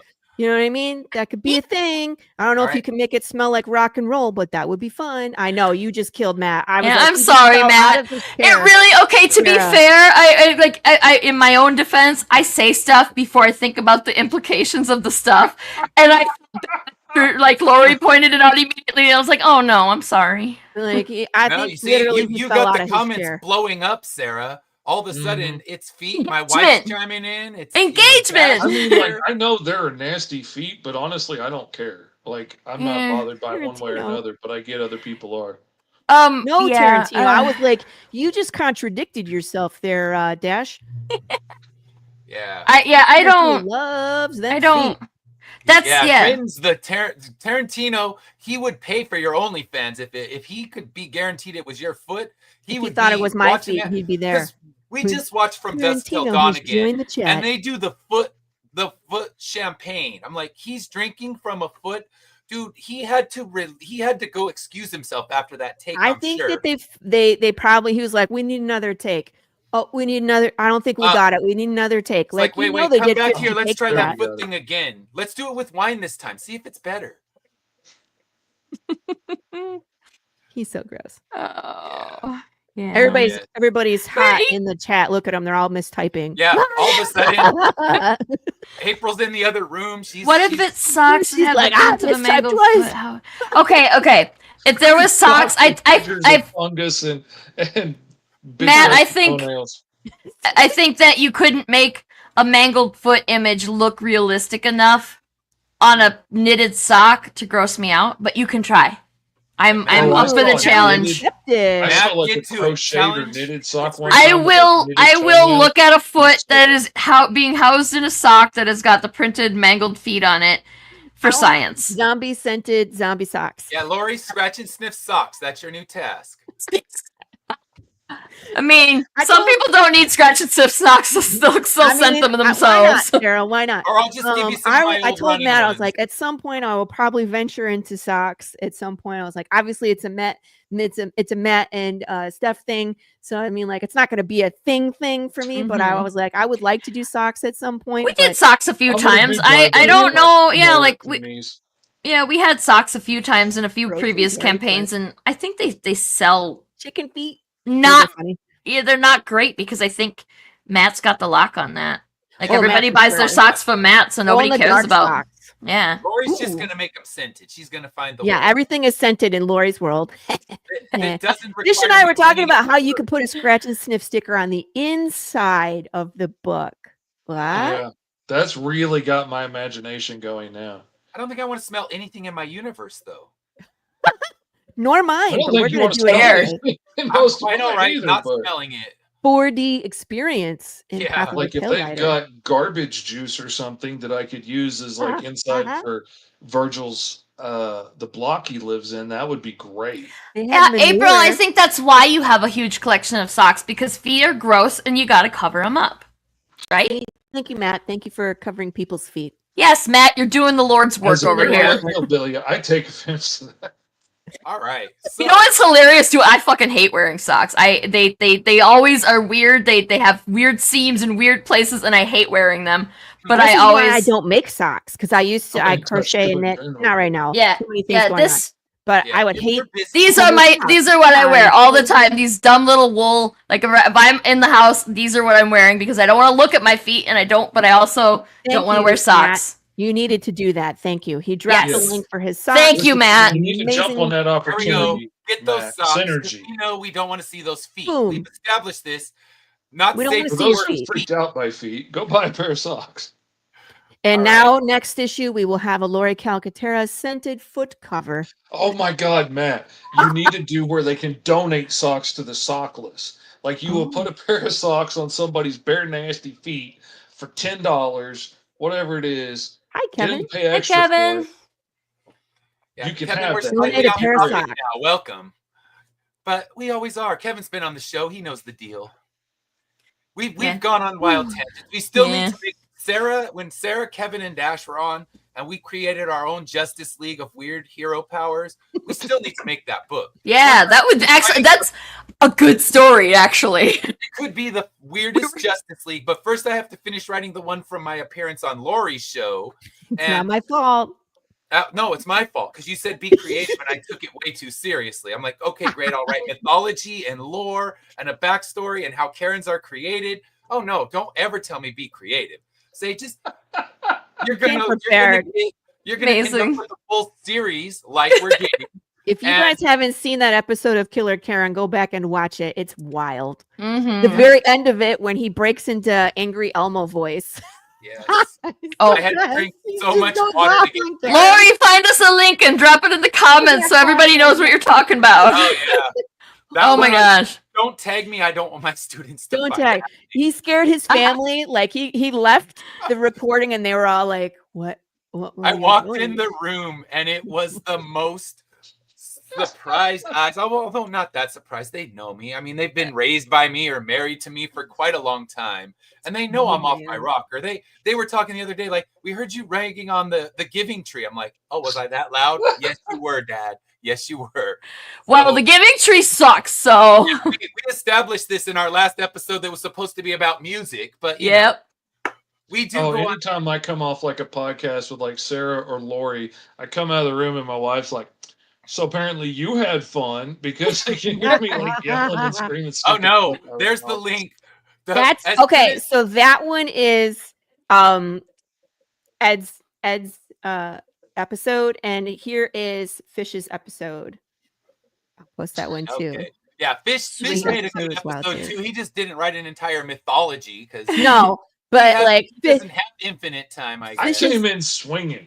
I've seen a couple of episodes of Karen. I was like, he was ready for Karen. So yeah, Kevin, you don't need a Karen Pale Rider because we have an actual Karen story. There's that, and then Karen actually calls Path of the Pale Rider Path of the Pole Rider, and it's a homoerotic book. So Sarah, if you would like to, there we go, write homoerotic fiction. I haven't had my episode. I haven't had my turn. With the Tuesday morning brew yet. That's a couple months away yet. Yeah, well, that's not the Karen show. The Karen show is on hiatus because I just didn't have enough time.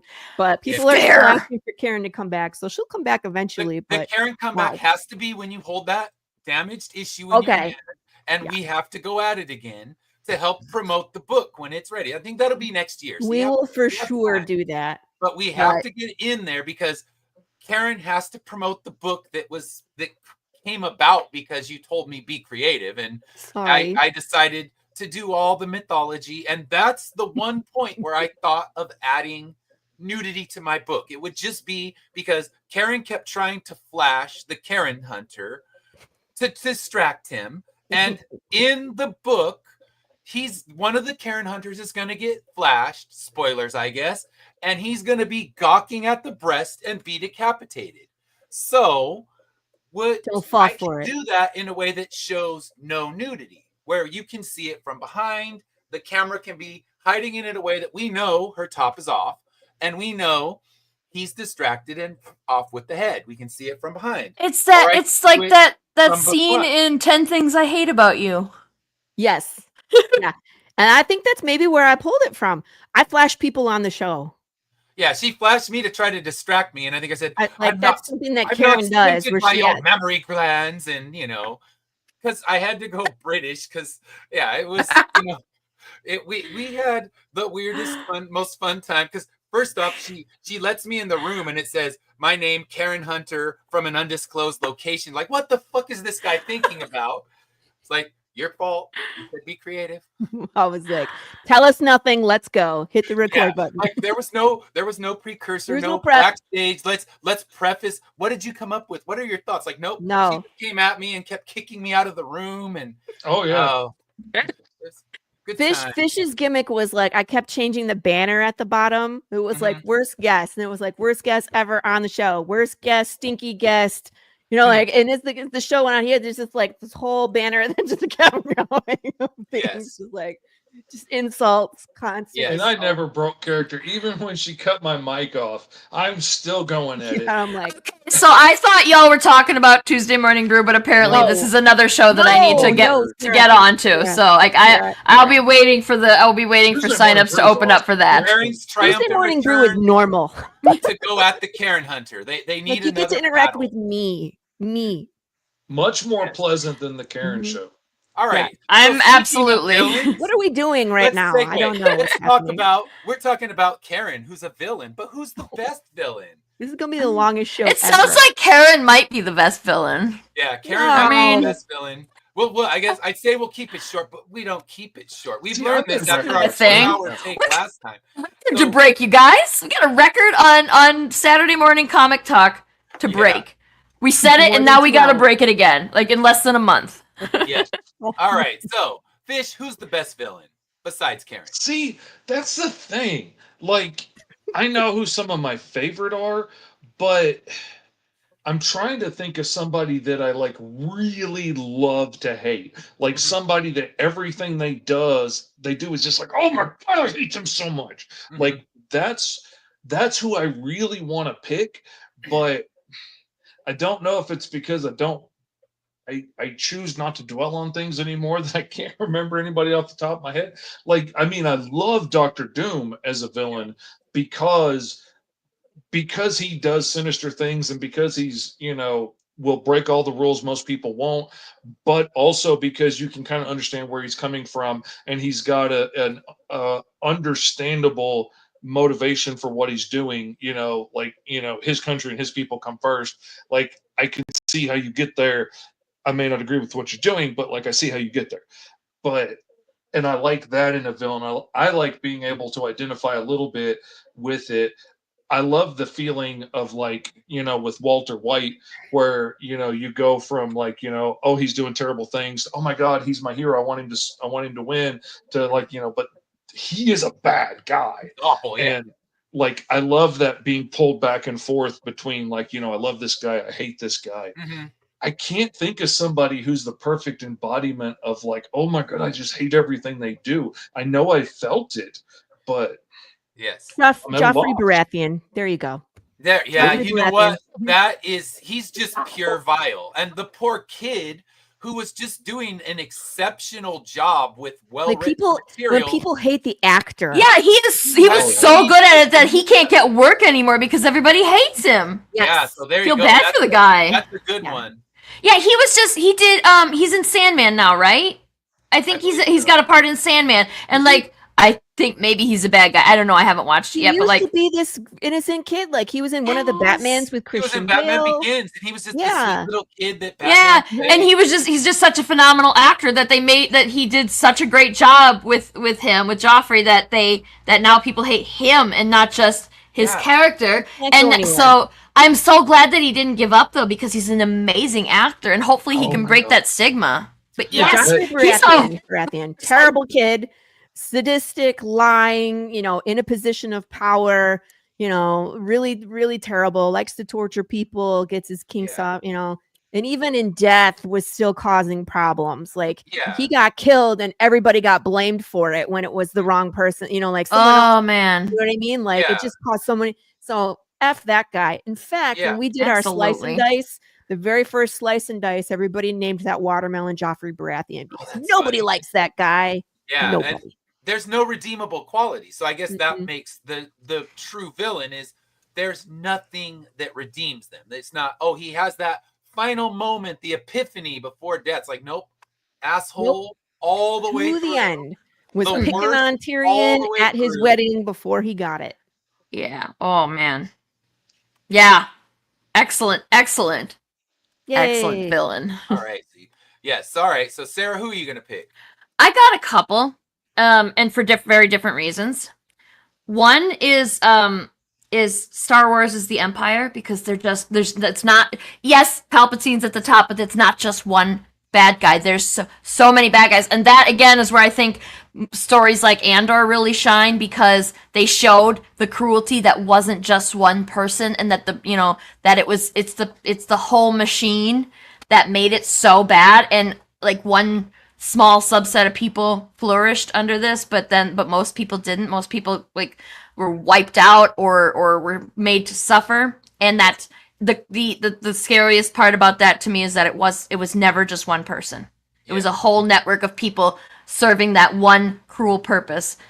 But the other best, the best villain that's just a single entity has got to be, for me, Dracula from the Castlevania series. Because he was absolutely justified, and so you're like going, I understand completely why he's doing what he's doing, but I don't agree with what he's doing. He's being absolutely cruel and inhuman and evil, but I get it. That makes it hard to hate him, which is really cool, in a story. Like, that's a good villain, in my opinion, where it's like you can relate to what they're going through. You can understand it because it's based off their circumstances or their life, things that happened in their life that made them this way, right? Fish just got an epiphany. A relatable villain is an excellent villain. Yeah. At least in reading. But again, Joffrey Baratheon is just like, F that guy. Yeah. He's at the top. There's nothing that redeems him, and he was a spoiled brat who took it to the highest level of awful. Yeah, and they protected his terribleness. They saw how terrible it was, and the only one that tried to correct him was Tyrion. You know what I mean? And then look what he got for it. So yeah, it's just, nothing works out. You don't correct him. He becomes the ultimate bratty child with power. I mean, you power. take some of the bratty children I've taught through my years. They don't have power. They're not running a kingdom, and you just worry what would happen. And you see, this is what happens if you give absolute power to a spoiled child, and a parent who, oh no, he's good. And when I was thinking about all the villains, I didn't think of him, but yeah, there's no line of like, well, he's good because of this or that. It's like, nope, awful 100%. So yeah, that's a solid one.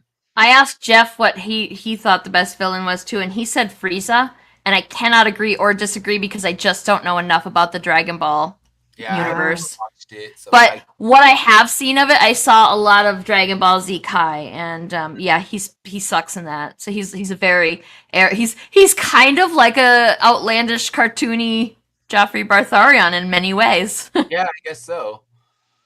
But yeah, I don't know enough about it to really appreciate whether or not he's the best villain. Certainly has to be the best villain in the Dragon Ball universe, but yeah, I'd say so.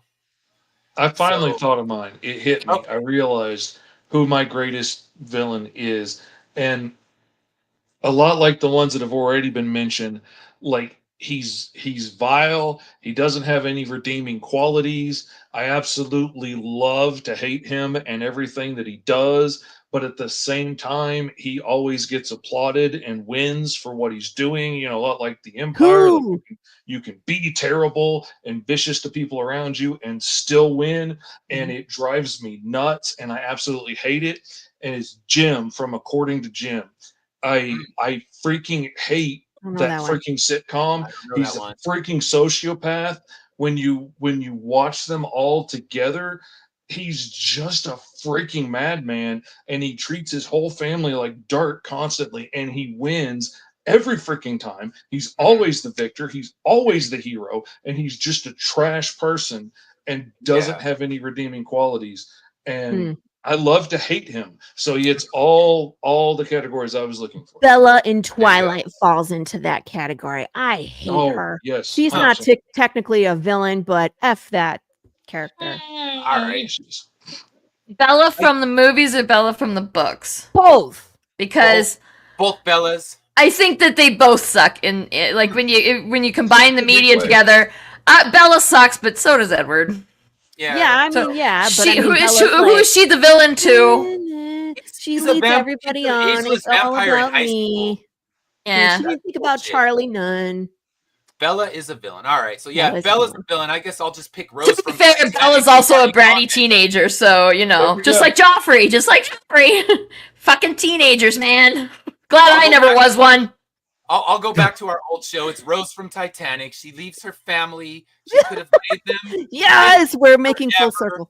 She decided to just drop it in the ocean. She suffers her purgatory for it, but she's the true villain, and we know this. So yeah, but it's hard because I was thinking like Fish, where some of the villains, Darth Vader through multiple sequels got ruined as a good villain. I mean, he has his redemption arc, obviously, but as soon as we see him knowing the Padme thing, it's just like the audible cringe that came out of me when that scene happened in the theater. It's like, damn, I hear these people saying you ruined my childhood. He actually did it. Damn, it actually succeeded. That particular moment undoes so much, but in the end, he was redeemed in the first arc. He was already a redeemed character, but I think of someone like No Country for Old Men, and I'm forgetting the name of the character. Oh, Anton from No Country for Old Men. He's just like a Jason-like force or a Michael Myers-like force. He's just coming. He's going to kill you. You're not talking your way out of it. And he gets no redemption. I mean, he dies. The movie kind of goes on a wonky ending, but I love him as a villain, as this just unstoppable threat through that entire movie. So I'll go with him and Rose, of course. Rose, we've established this, but go back, watch that episode. I'll link it after this is over, and you can watch us dissect Titanic and whatever else. I don't even remember what the real topic was, but off we went. Breathing. Probably our favorite pets or something. Yeah, it was. Why do you like feet? Oh. Dash mentioned in the comments Jenny from white Forrest shirts Gump, to and other she's things, so. pretty horrible too. Yeah, Jenny was, but Jenny had her excuse of being incredibly traumatized. Like, I guess you could argue that of any villain. Like that's why Dracula did what he did, because he got traumatized. They burned his wife alive, and for the crime of knowing about medicine. Right. How long does it give us an asterisk to get away with stuff? Exactly. You know? Like, yeah, you can't use, having a mental breakdown and like losing your job and stuff. Those are things that are, you expect that of somebody who had a horrible thing happen to them, but like lashing out at others, there's a limit to how much is okay. Mm-hmm. And even then, you lash out at all, you're gonna lose some friends and confidants, and you're not gonna always. So I guess book Dracula is different because the backstory of Dracula has been filled in through all of the later. Yeah, I'm specifically talking about Dracula from Castlevania. Book Dracula doesn't really have a lot of Bram Stoker Dracula. It doesn't have a lot of backstory about how he became the way he is. We're just supposed to, I think that we're supposed to understand that he's the vampire version of Vlad the Impaler, right? Yeah, but that's never said. It's never explicitly stated. It's more brought into later movies and things like that. So book Dracula, he just if you have not read Dracula, I highly, highly encourage you to do so, because if you are only getting your Dracula story from the various incarnations of movies of Dracula, then you are not getting the full story, and it is so much better in the book. There's so much more. Yeah, and I think I would argue that it's interesting than I thought it was going to be. It's the best opening chapters of a book that exists. The Jonathan Harker scenes are so beautifully written and so well told that it is amazing. But I hate the end. Dracula goes out off screen, basically. Like, oh, it's daylight. He can't defend himself. That's why when I'm writing my Dracula Sherlock Holmes story, I'm rewriting it so Dracula does not go out like a little sucker, like he does in the book. It's like, what? He's in a cart? He doesn't even get a chance? Like, let it at least be at nighttime so he can take out. Come on. You read the ending of that, because I don't remember the ending I'm like, you're saying this stuff, and I'm like, is that what happened? Yeah, I've since I was writing in the Dracula and Sherlock Holmes universe, I reread every Sherlock Holmes story, and I reread Dracula about 3 times. That's a lot of stories. I don't mess around. If I'm going to write in someone else's toy box, I better be well versed in it. Mm-hmm. And I just, it drives me crazy. I get to the end of like, what? He's he's racing with the gypsies in his cart. They're chasing him down and they get him right before it becomes dark and he's powerless. The end. Weak. So Dracula deserved a chance to go out fighting. Why did I think that Mina killed him? Was Mina there? What am I thinking about? Mina was there. She was under his power, and she had the wafer scar on her head, and she is almost taken by him. So if they didn't succeed that night, Mina would have been lost forever. There's a lot of that is the dude squad's fault, though, because if they would have just let her in on what was going on, she would have been a lot more helpful. Yeah, the dude squad sucks in that. Oh, we can't subject your poor, delicate ladiness to all of this serious man stuff. Just let her know what's going on, and then maybe she can protect herself, you fools. Oh, I made sure to kill them all because they annoyed me. Them and their brotherly love, and let poor Mina...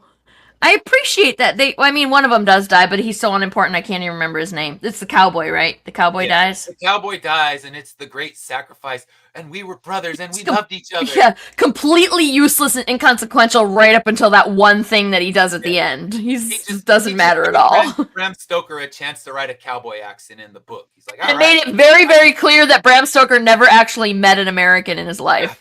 He never went to Texas, that's for sure. Oh, damn sure didn't.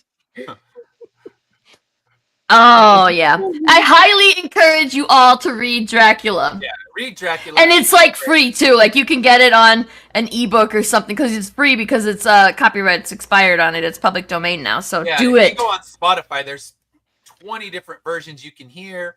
Find the best, snootiest British, because the best is listening to the snooty British try to do the Texas accent. There's nothing better than hearing some, masterpiece theater guy trying to do his Texas accent. It's as painful and beautiful as it sounds. Agreed. All right. Hilarious. So let's talk about some campaigns. We got campaigns live right now. Fish, I'm going to let you go first because last time you just had a pre-launch and you are up. You're about 2/3 of the way there. So give me just a second and I'll get yours up. And then, of course, Laurie, could you throw it in the chat for me, the link for it? Since you have the admin too, you can do things. I still have admin. I would think because you're anything on Madness, I think you can affect somehow. I don't always have admin. I don't know. Hard to say. But all right, Fish, tell us about Alice Lost in Wonderland 1 through 3. All right, this is Alice Lost in Wonderland. Alice has spent her entire life lost in this interdimensional rift called Wonderland, where all of the public domain characters you've ever heard of are all actual aliens and robots and ghosts and things that have crashed in from their dimension and are trapped in this rift. And the White Rabbit is this time traveling guy with bright white hair who, as he's on the run from this time worshiping cult, runs past Alice's house and notices that she has the same bright white hair he does, which marks them as being untethered in time. There's only one of you in the entire multiverse. There's no other versions of you throughout the timeline.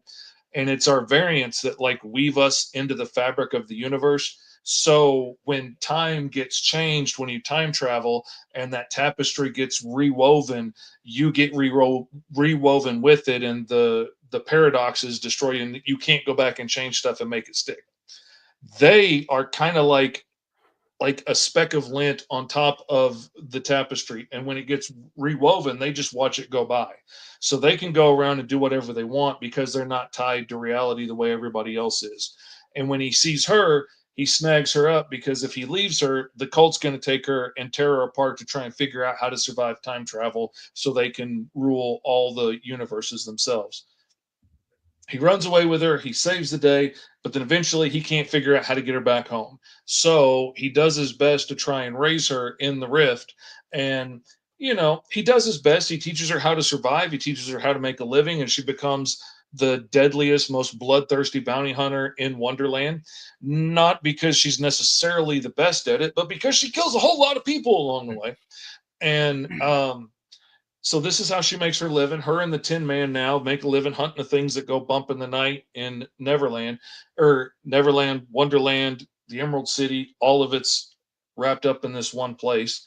And she gets bound by a magical contract in issue 1 to have to hunt down her adopted dad and deliver his head to the Queen of Hearts, the warlord of Glass City. And she also happens to have standing orders to kill Alice and Big Tin on sight. So she has to beat all the other bounty hunters, catch her dad, who she's never been able to catch since she's been hunting him, deliver him to the Queen without getting killed or getting beaten to the punch by any of the other bounty hunters that are looking for him. It's a whole thing. Generational trauma, time travel, nonsense, lots of blood and gore, lots of people getting unalived in interesting and beautiful new ways. There is a pterodactyl with Captain Hook's face painted on it. There's all kinds of cool stuff. Nice. In issue 2, while she's on the trail for trying to get information how to get on Rabbit's trail, she realizes the only way to go is to go to Neverland, which is this place where the ground has long ago been lost below these toxic clouds that'll melt the flesh from your bones. And she gets herself in a face-off with Captain Hook, which is where book 2 ends.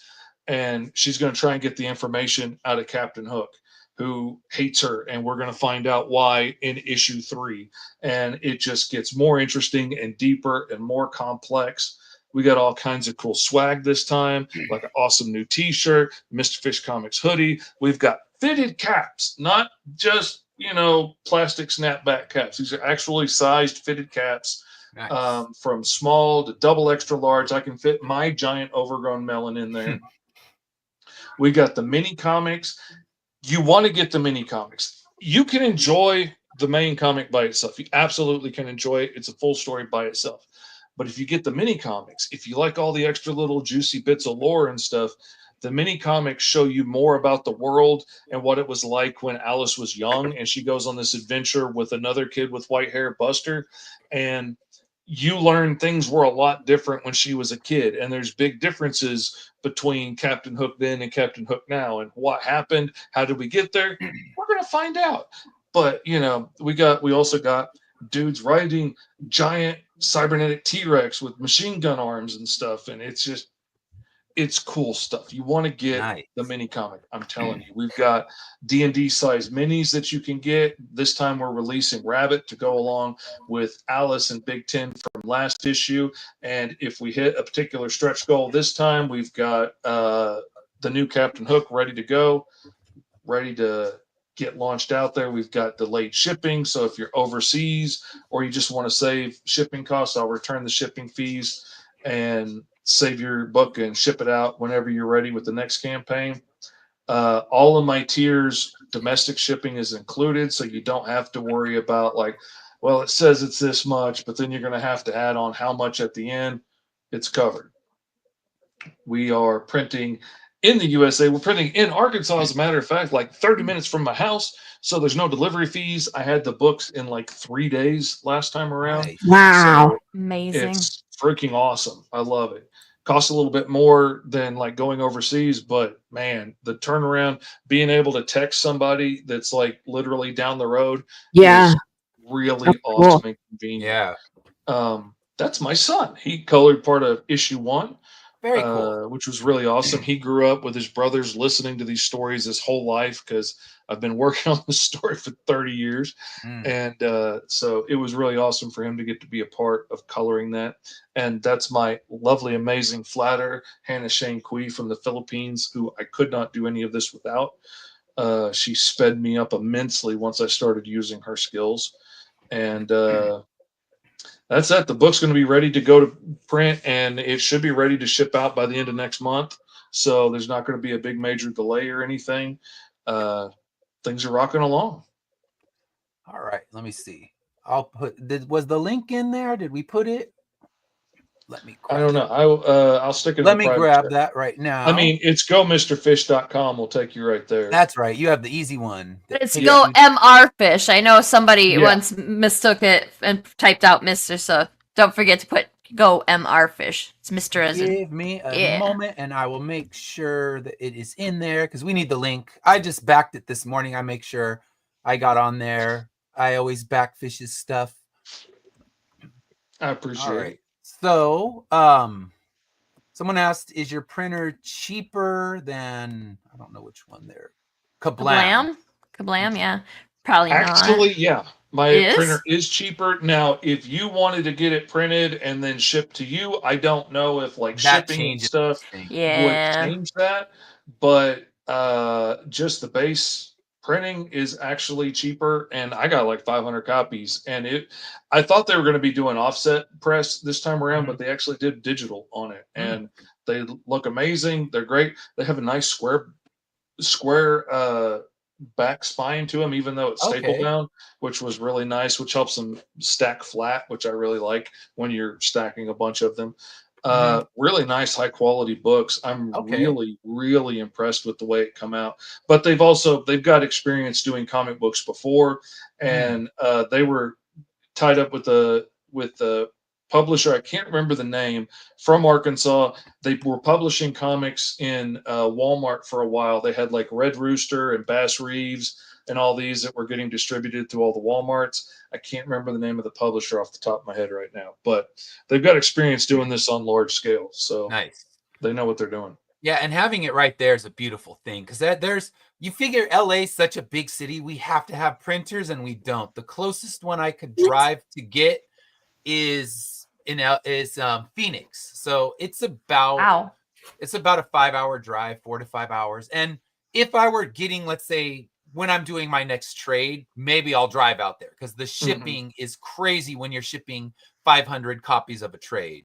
So it might be worth that time and effort to drive back and forth, but how do their prices compare to the ones that would offset it? So it's something I need to explore when we get there. But yeah, having one in your backyard. When I was planning the last Kickstarter, when I was planning it, trying to figure out what I was going to do, was when all the tariff talk got really hot and heated, and it's going to be all these crazy numbers. And So I started looking, trying to find other options than China. And I looked in Vietnam, India, all over America, Mexico. I looked everywhere and got quotes from all kinds of places. Arkansas Graphics was the cheapest I found anywhere. Nice. Wow. Significant And it's Wow. right price. there, so that's even That's better. wild. I mean, it's still double what I was paying in China, but it's still affordable to be able to do the books at a And reasonable convenient price. and quick. And, yeah, And it's good quality. That's what matters the most. Yeah, Yeah. it's great quality and it's a quick turnaround, so I can get those books out quickety quick and not have to wait, a month on something to get here. Yeah, I know that feeling. All right. So, Sarah, let's talk about Produce Cats. And I have the link first before you talk about it, so give me a second. Another backer since we've been live. Yay! Yay! All right. Produce Cats. Switch Sarah and Fish so we can see Sarah talk. Yeah. Okay, let me get off. Oh, Yeah, yeah, we I'm being can covered. Yeah. All you have to do is grab where Sarah is, like on the screen. Just there you go. There we go. Yeah. Remember, I had to move Dash to my spot because he was angry about the album. You got it. You know I know how to do it. I learned it that time because he stole my role as the grump about music. So it's all right. It only happened once. All right. So Sarah. So tell us Produce about Cats Produce is well, I guess it's comics adjacent, right? It's not comics, but it's comics adjacent. It's just a little merch campaign of cute produce. Like what would your vegetables look like if they were cats? She's so cute. And thank you. And yeah, I drew them a long time ago, just having some fun. And I got I'm still right now I'm getting requests about you need to do this as a vegetable, or do this as a cat or that as a cat. And I wrote all your suggestions down. We'll do more campaigns in the future so that we can get all the vegetables. And yeah, so I made you can get them as stickers, you can get them as magnets, you can get them as little wooden keychains, painted keychains or unpainted keychains. And the unpainted keychains are absolutely nothing's done to them except that they've been laser cut to have the design in them, so you can do whatever you want to them. And the painted keychains are going to be painted similar to what you see there and then sealed. And we got t-shirts and I think that's it. But that's it as well. Yeah, I do have add-ons for a couple other designs of things. I do, and because comic book maker, I have copies of the comic book that I have out right now available that you can get. And I will, that'll be more later. But right now, the only one that I have available is this one. And this, and don't forget about Gary. Yes. You can back all these campaigns. Love Lori Gary. Yeah. Do you have late pledges open? Late pledges. I do. Yeah, I feel like until Ed's campaign ends, because I'll have late pledges open too. So when Ed's campaign is over, then you can't get Gary anymore. Yeah, so Gary's available for 8 more days. Don't snooze. Yeah, Gary, you can't buy Gary. You can't say, "Oh, yes, I want." You cannot buy when Gary. You pick your cat. You have to have backed one of the other books, and if you back both, you get Gary magnet and Gary sticker. And how can you beat that? They're just thrown in. They're free. Yeah, you can't. But you like Ed said, you cannot buy it. So don't. So if you think Gary's cool and you want him, you have to back now. Do it. Yeah.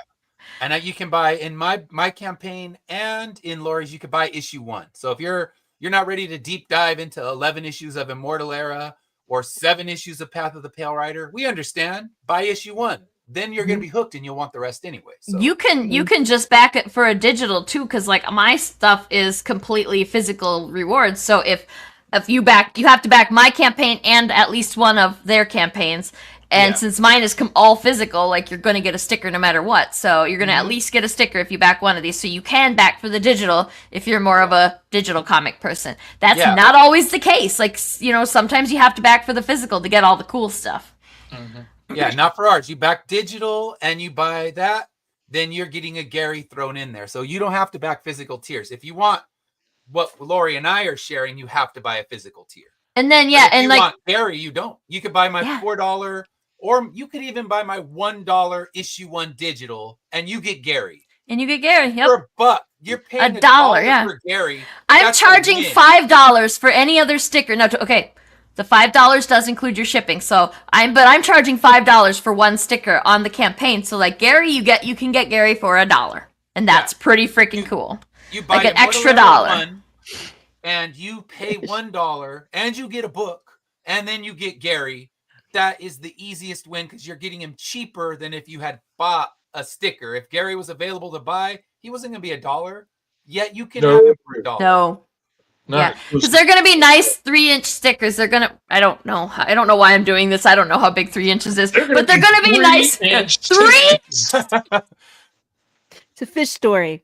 Get it? Yes. Oh yes. And also, if you do make your way to my campaign page, if you can scroll down there and check out the pre-launch for Noctiluca, that's gonna be September 9th. Is it? And we're part of the Printopia on Backer Kit. So if you want to go follow the pre-launch for that, that would be super helpful. If you have the link, I throw it in the chat. And I told you guys about some of my plans for like merch, rewards, tiers, and stuff. But I also have some cool stuff that I'm not gonna announce yet. That gotta wait.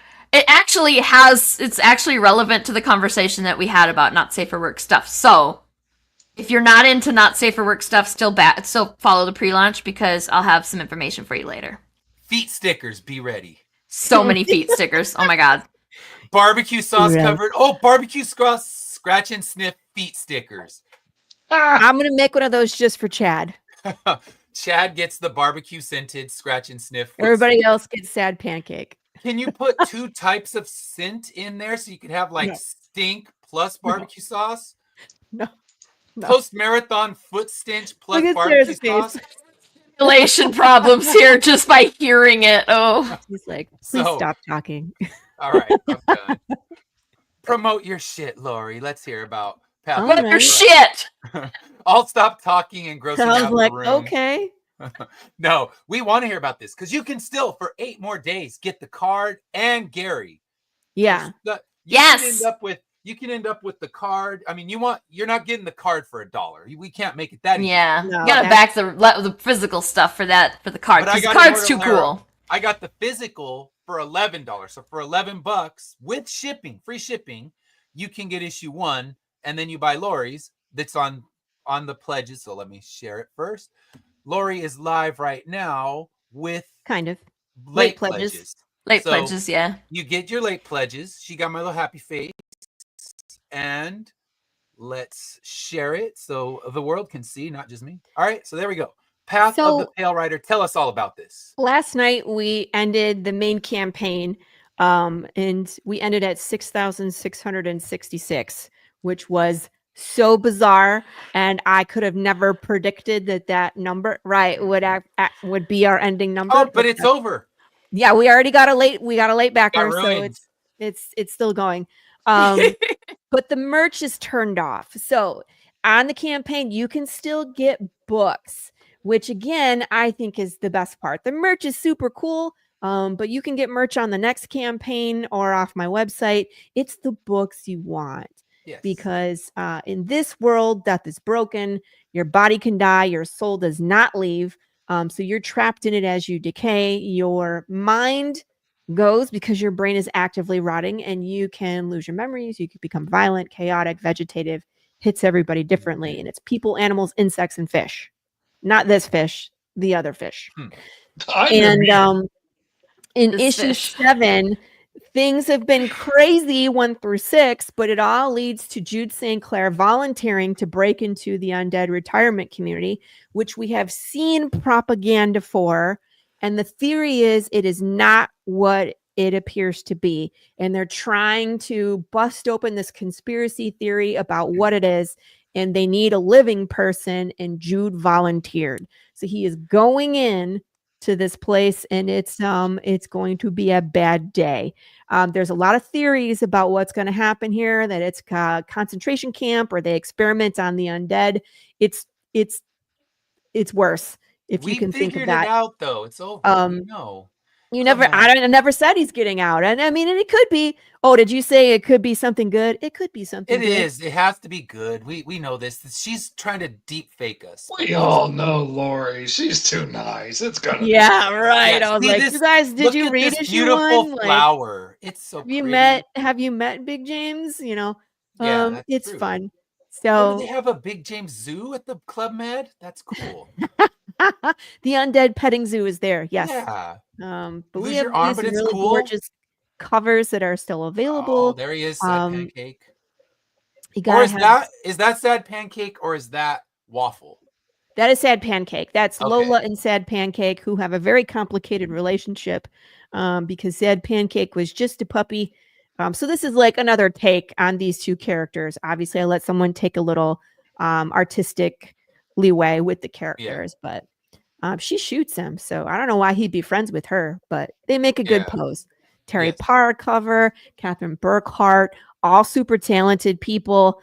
Sad Pancake shirts, these are gone. Unfortunately, you would have to have backed while the campaign was live for 21 days to get these shirts, but there are some available on my website. If you still want a shirt, just reach out to me. We can make it happen. But lots of good stuff still left. When is 8 launching for the people who snooze February. this time? So February, you want hot sauce, you want shirts. See, that's the thing. That's the only place you can get the hot sauce. Dude, you got to get in the first hour.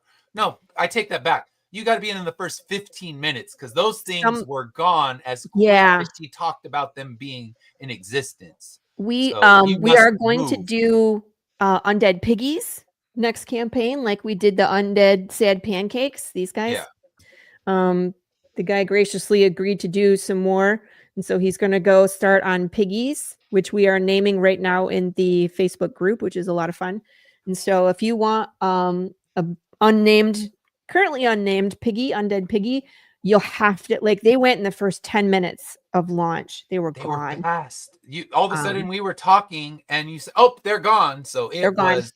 Blink. I didn't even make it to the stream yet and Pancake was gone. Yeah. Pancake didn't make it even to my segment. So she talked, you talked for about 30 minutes about your book before you brought me in. And when those 30 minutes were up, Sad Pancake had left the building. So in the first 30 minutes I wasn't live. First 30 minutes, because I always know that there is some hot item on the campaign. Last campaign, it was the first batch that I did of the Jack's Revenge hot sauce, because there was only 6 bottles of that available because that's all I made. And so again, it's like I always take that first 30 minutes to tell people this is where you go for these, because I know there's going to be a mad dash. And then again, may the luck be ever in your favor if you get there first. So this is cool. That was fast. I wish I had that problem. Yeah. I mean, it's great. But that's why I'm continually putting add-ons during the campaign is for like, did you miss out on the Sad Pancakes? Well, here's your, I don't want to say a consolation prize because I got cool stuff, but like I got 3D printed Big Boy Jameses, and I got, like poker cards that are laser engraved with the Skull Arena, and I made all those squishies which were available. So usually that kind of stuff will be available first round next time when it's released mid-campaign. So you guys have to wait until February for the next batch of hot sauce. You can't get it from my website. Yes. And we're always so close to a 3rd poker card, but we never quite finish that. We never cross that. So at some point, I'm hoping we break 150 backers so we can get, quicker on the poker cards, because we got a whole deck to get through, man. Yeah, you got 52. And you're going to have jokers. So we got jokers. And how many have you gotten so far? Scroll up there, right there. I started to scroll up like that was going to do anything. 1, 2, 3, 4, 5, 6, 7, 8, 9. So 10, 11. We have unlocked 11. Okay, so there's 11. I mean, we got more story to go, so that's fine. Eventually, I'll probably get sick of it and be like, "Here's the rest of the deck." The whole deck. I'm done. Right, but there's characters that are coming that I can't release the cards until we get to that character. Yeah, that makes sense. So that's for now. It's like that is what it is. But we did unlock the indie PDF bundle. We did unlock the scratch and sniff stickers. We did unlock the slice and dice, and we did unlock the candy crypt, and that's where it stopped. So I had more stuff. I really wanted to do the zombies, but maybe we'll get to it. Yeah, Fish wanted his coffee. I know. People got to I wanted to be able to share the brew on the Tuesday brew. Yeah. And have the same brew, but Well, how about there eventually? I'll probably switch it around, because again, we talked about like stretch goals, and like I had a print and I had magnets, which are cool, but the coffee's way cooler. So I may shift that one the dollar amount down because that's what people really want. And my fans are foodies. When your fans are foodies, you make edible stretch goals. Yes. That's just it. And then of course this cool. I love using that graphic. I thought it was fun. Yes. But we've talked about this, so definitely get your Garys and get your metal trading cards. 8 days left, so grab them while you can. You can get, if you're wanting to get Immortal Era and you're new to Path of the Pale Rider, she has issue 1 for you, and it's not gone. So, and if you're you can order that forever. Pale Rider and new to Immortal Era, I have issue 1. You don't want to invest in a full trade. You're not sure. Issue 1 of either series is there, so that way you can grab up just one and find out if you like it. And hopefully, I would say I mean, I'm kind of partial to what I wrote, but I would say that both series succeed in grabbing you in issue 1 and making you want some more. Yeah. We both have our bloody vehicles for getting there. Yeah. Just leave it at that. But they're safe for work, apparently, depending on what world compared to Sarah's nipple. Yeah. Yeah. Sarah that put that nipple and like you're gonna get the shame bell around you, and we lop off limbs left and right, and everybody's like, that's cool. Yeah. That woman's got no arm. That's again, just a society head being figured out. We're cool with that. I have the new riddle planned out. I'm excited for it. It's actually what do you call it? A double feature. It's a double feature. So there's one riddle for you to solve, and then there's another riddle hidden in there. So like one is for fun, and the other one will actually hint about what's coming. Yes. And I'm gonna go through the micro pitch on my book. I'll put the link so you can grab it. But I'll go through. I'll treat it like we're at a Comic-Con table, and I give you 30 seconds and give you everything, because here we are, record broken again. 2 hours and 15 minutes. Yeah, and I'm like I said, I'll keep it brief, because if you've tuned into the show, you know the book. But please do check it out. I appreciate any new backers, especially if you're coming from Laurie's world. I can tell you, you won't be disappointed, because both of us operate on weird, twisted levels, and we like to mess with our characters and torture them in all the fun ways. And Laurie still hasn't read the ultimate torture. She hasn't read I'm still behind. I gotta say, I haven't read Sarah's book yet, but I have read Fish's book and I've read Ed's book, and we are all attached to this weird creative cloud in the sky about how we torment our characters. Yeah, so they don't get happiness. All right, so I will, like I said, I'm gonna blow through it very quickly, give you the 30-second elevator pitch of Immortal Era. So Immortal Era, 15 minutes. 15 minutes. Like, all right, hurry up. So, all right, so it's a world 200 years in the future where everyone has gained immortality, but not immortality with powers or abilities. They still age, still get sick. One of our main characters right there, Dr. Man, is a decapitated head, forced to live on. So that's why our heroes are out looking for relics that would explain why people became immortal. The most important relic is discovered in issue 1, and now they've made it their life's goal and their quest to find a way to restore the natural life cycle. But of course, there's going to be hiccups along the way, and they're running into huge obstacles as they try to bring immortality back to the world. And they're going to keep fighting through, because they realize that the only way they can truly save humanity is by killing them. And this is issue 11 of a planned 24-issue series, because I have infinite money to throw. I can't move at Carissa Grant's speed. She's live right now too. She check her book out. But I try to put out 3 new books a year, and this book is the second to last book in the story arc, and it's going to be telling. We're going to get to the end of the second story arc when I blow up my world, and that kind of like we're speculating on what the retirement community is going to feel like. We're wondering, how do you actually blow up your world? And issue 12 is going to answer that one. I guess I should send, like you did, send people the last 4 pages of the script so people can see what I actually mean by that. Because when 2 editors said, holy shit, what that ending, oh my God. So it was, yeah. When 2 editors say that, you did it right. So I can't wait to get there. But issue 11, we gotta try to save them from the situations they're in, and Rob is being tortured, and everyone's being tortured. That's how I do things. So yeah, different ways. They're not zombies, but it's not happy. We don't write happiness in our books. I don't think Laurie and I know the meaning of it. Nah. Well, What was it? Nah. It's coming, the Club Med experience, but you know. Well, I mean, if you read Ed's version of Path, you might get some, but if you read the full version, nah. Well, I got okay. All right. Let me say, when we get to the very, very end, things are happy, and you'll get some payoff, and you'll have some feelings to sort through. But that's not until 36, so we got a little ways to go. And meanwhile, torture.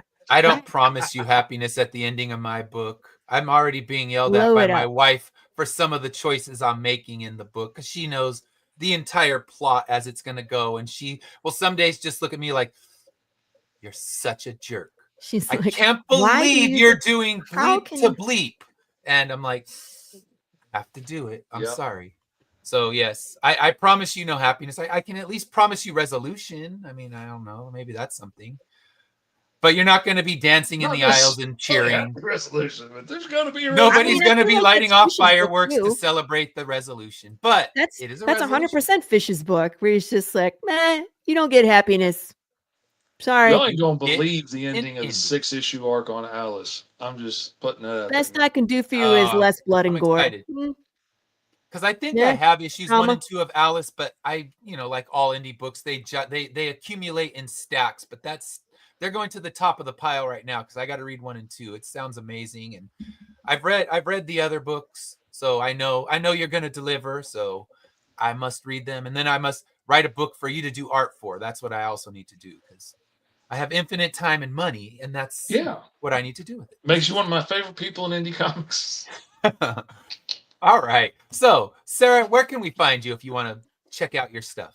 I am Facebook, Instagram, Blue Sky, at Definite Article Creative, or definitearticlecreative.com in the case of Blue Sky. And yeah, that's good. You can find me there. Find her there. All right. Fish, where can we find you? I am Mr. Fish Comics, MR Fish Comics, everywhere online. MrFishComics.com. You can pick up all my books there. And GoMrFish.com will take you to whatever my newest thing I'm working on, which is Alice 1 through 3 on Kickstarter live now. Nice. All right. Laurie, where can we find you? No, I was kidding. I'm on Facebook. I was like, Facebook, Instagram. I'm just kidding. TikTok. I have a bunch of Blue Sky and X, but I'm never there. Like, you might put stuff on there and you won't find me. Where you can see me and interact with me every week is the Tuesday Morning Brew, which is Tuesdays at 11 a.m. Eastern Standard Time. I'm going to start pushing my YouTube page, I guess, because I should. So it's at Laurie Calcaterra 360. Please give me a follow, a like, a share, ring the bell, all that good stuff. This Tuesday will be none other than Fishly on the show, and we're going to be talking more in depth about Alice Lost in Wonderland. So if you want a deep dive into that campaign, that's where we're going. And also talking about interior scratch and sniff stickers, tormenting people with riddles, and so much more. Yes. Good times. Excellent. And I'll be on the Tuesday Morning Brew in November talking about my new book, something that doesn't have immortality. So that'll be good. But a whole lot of shenanigans. Oh, there's shenanigans. Oh wait, no, this is the floater one, right? This is the floater one, but there's I like shenanigans this one in too because we've all been there, right? Yes, I'm excited for this one too. Yeah. Yeah, so it should be fun. And I'll promote my YouTube because I'm at 196. Help me get to 200. I'm so close. Ooh, so we're 4 away from 200. And anything under Finish Line Comics, you can find me. 8 more days to get Gary, 8 more days to get the double-sided foil card. So head over there. $1, people. You can get Gary for $1 and get us closer to the 100 because we're also at 96 backers on Immortal Era. So we're almost at that 100 for that too. We're kind of 97 now. So someone jumped in. But yeah, we're 3 away there, 4 away on YouTube. So help me get those last numbers because I like round even numbers, and it makes me less stressed. I subscribe to your YouTube. I thought I already was. Yeah, but I am now. Thank you.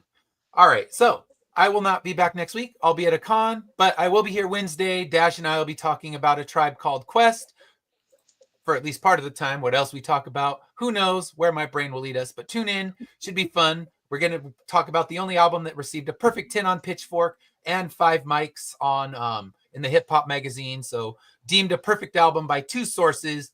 Tune in, check out that album when we talk about it, and tell us if we're right or wrong. Until then, have a great weekend.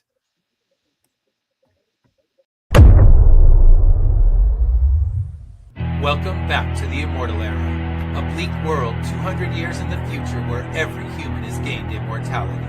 However, this isn't the immortality of ageless vampires or lost boys. Instead, it's an existence where humans live far beyond what nature ever intended, leading to a society crushed by overpopulation and depleted resources.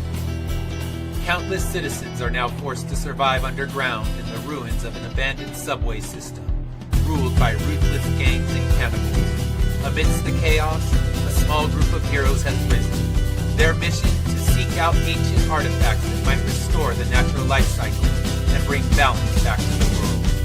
But their quest grows more dangerous with every step. Now they're trapped by deadly forces determined to stop them from completing their mission. Can they escape and continue their fight for humanity's future? Join us for the penultimate chapter of the second story arc in Immortal Era 11.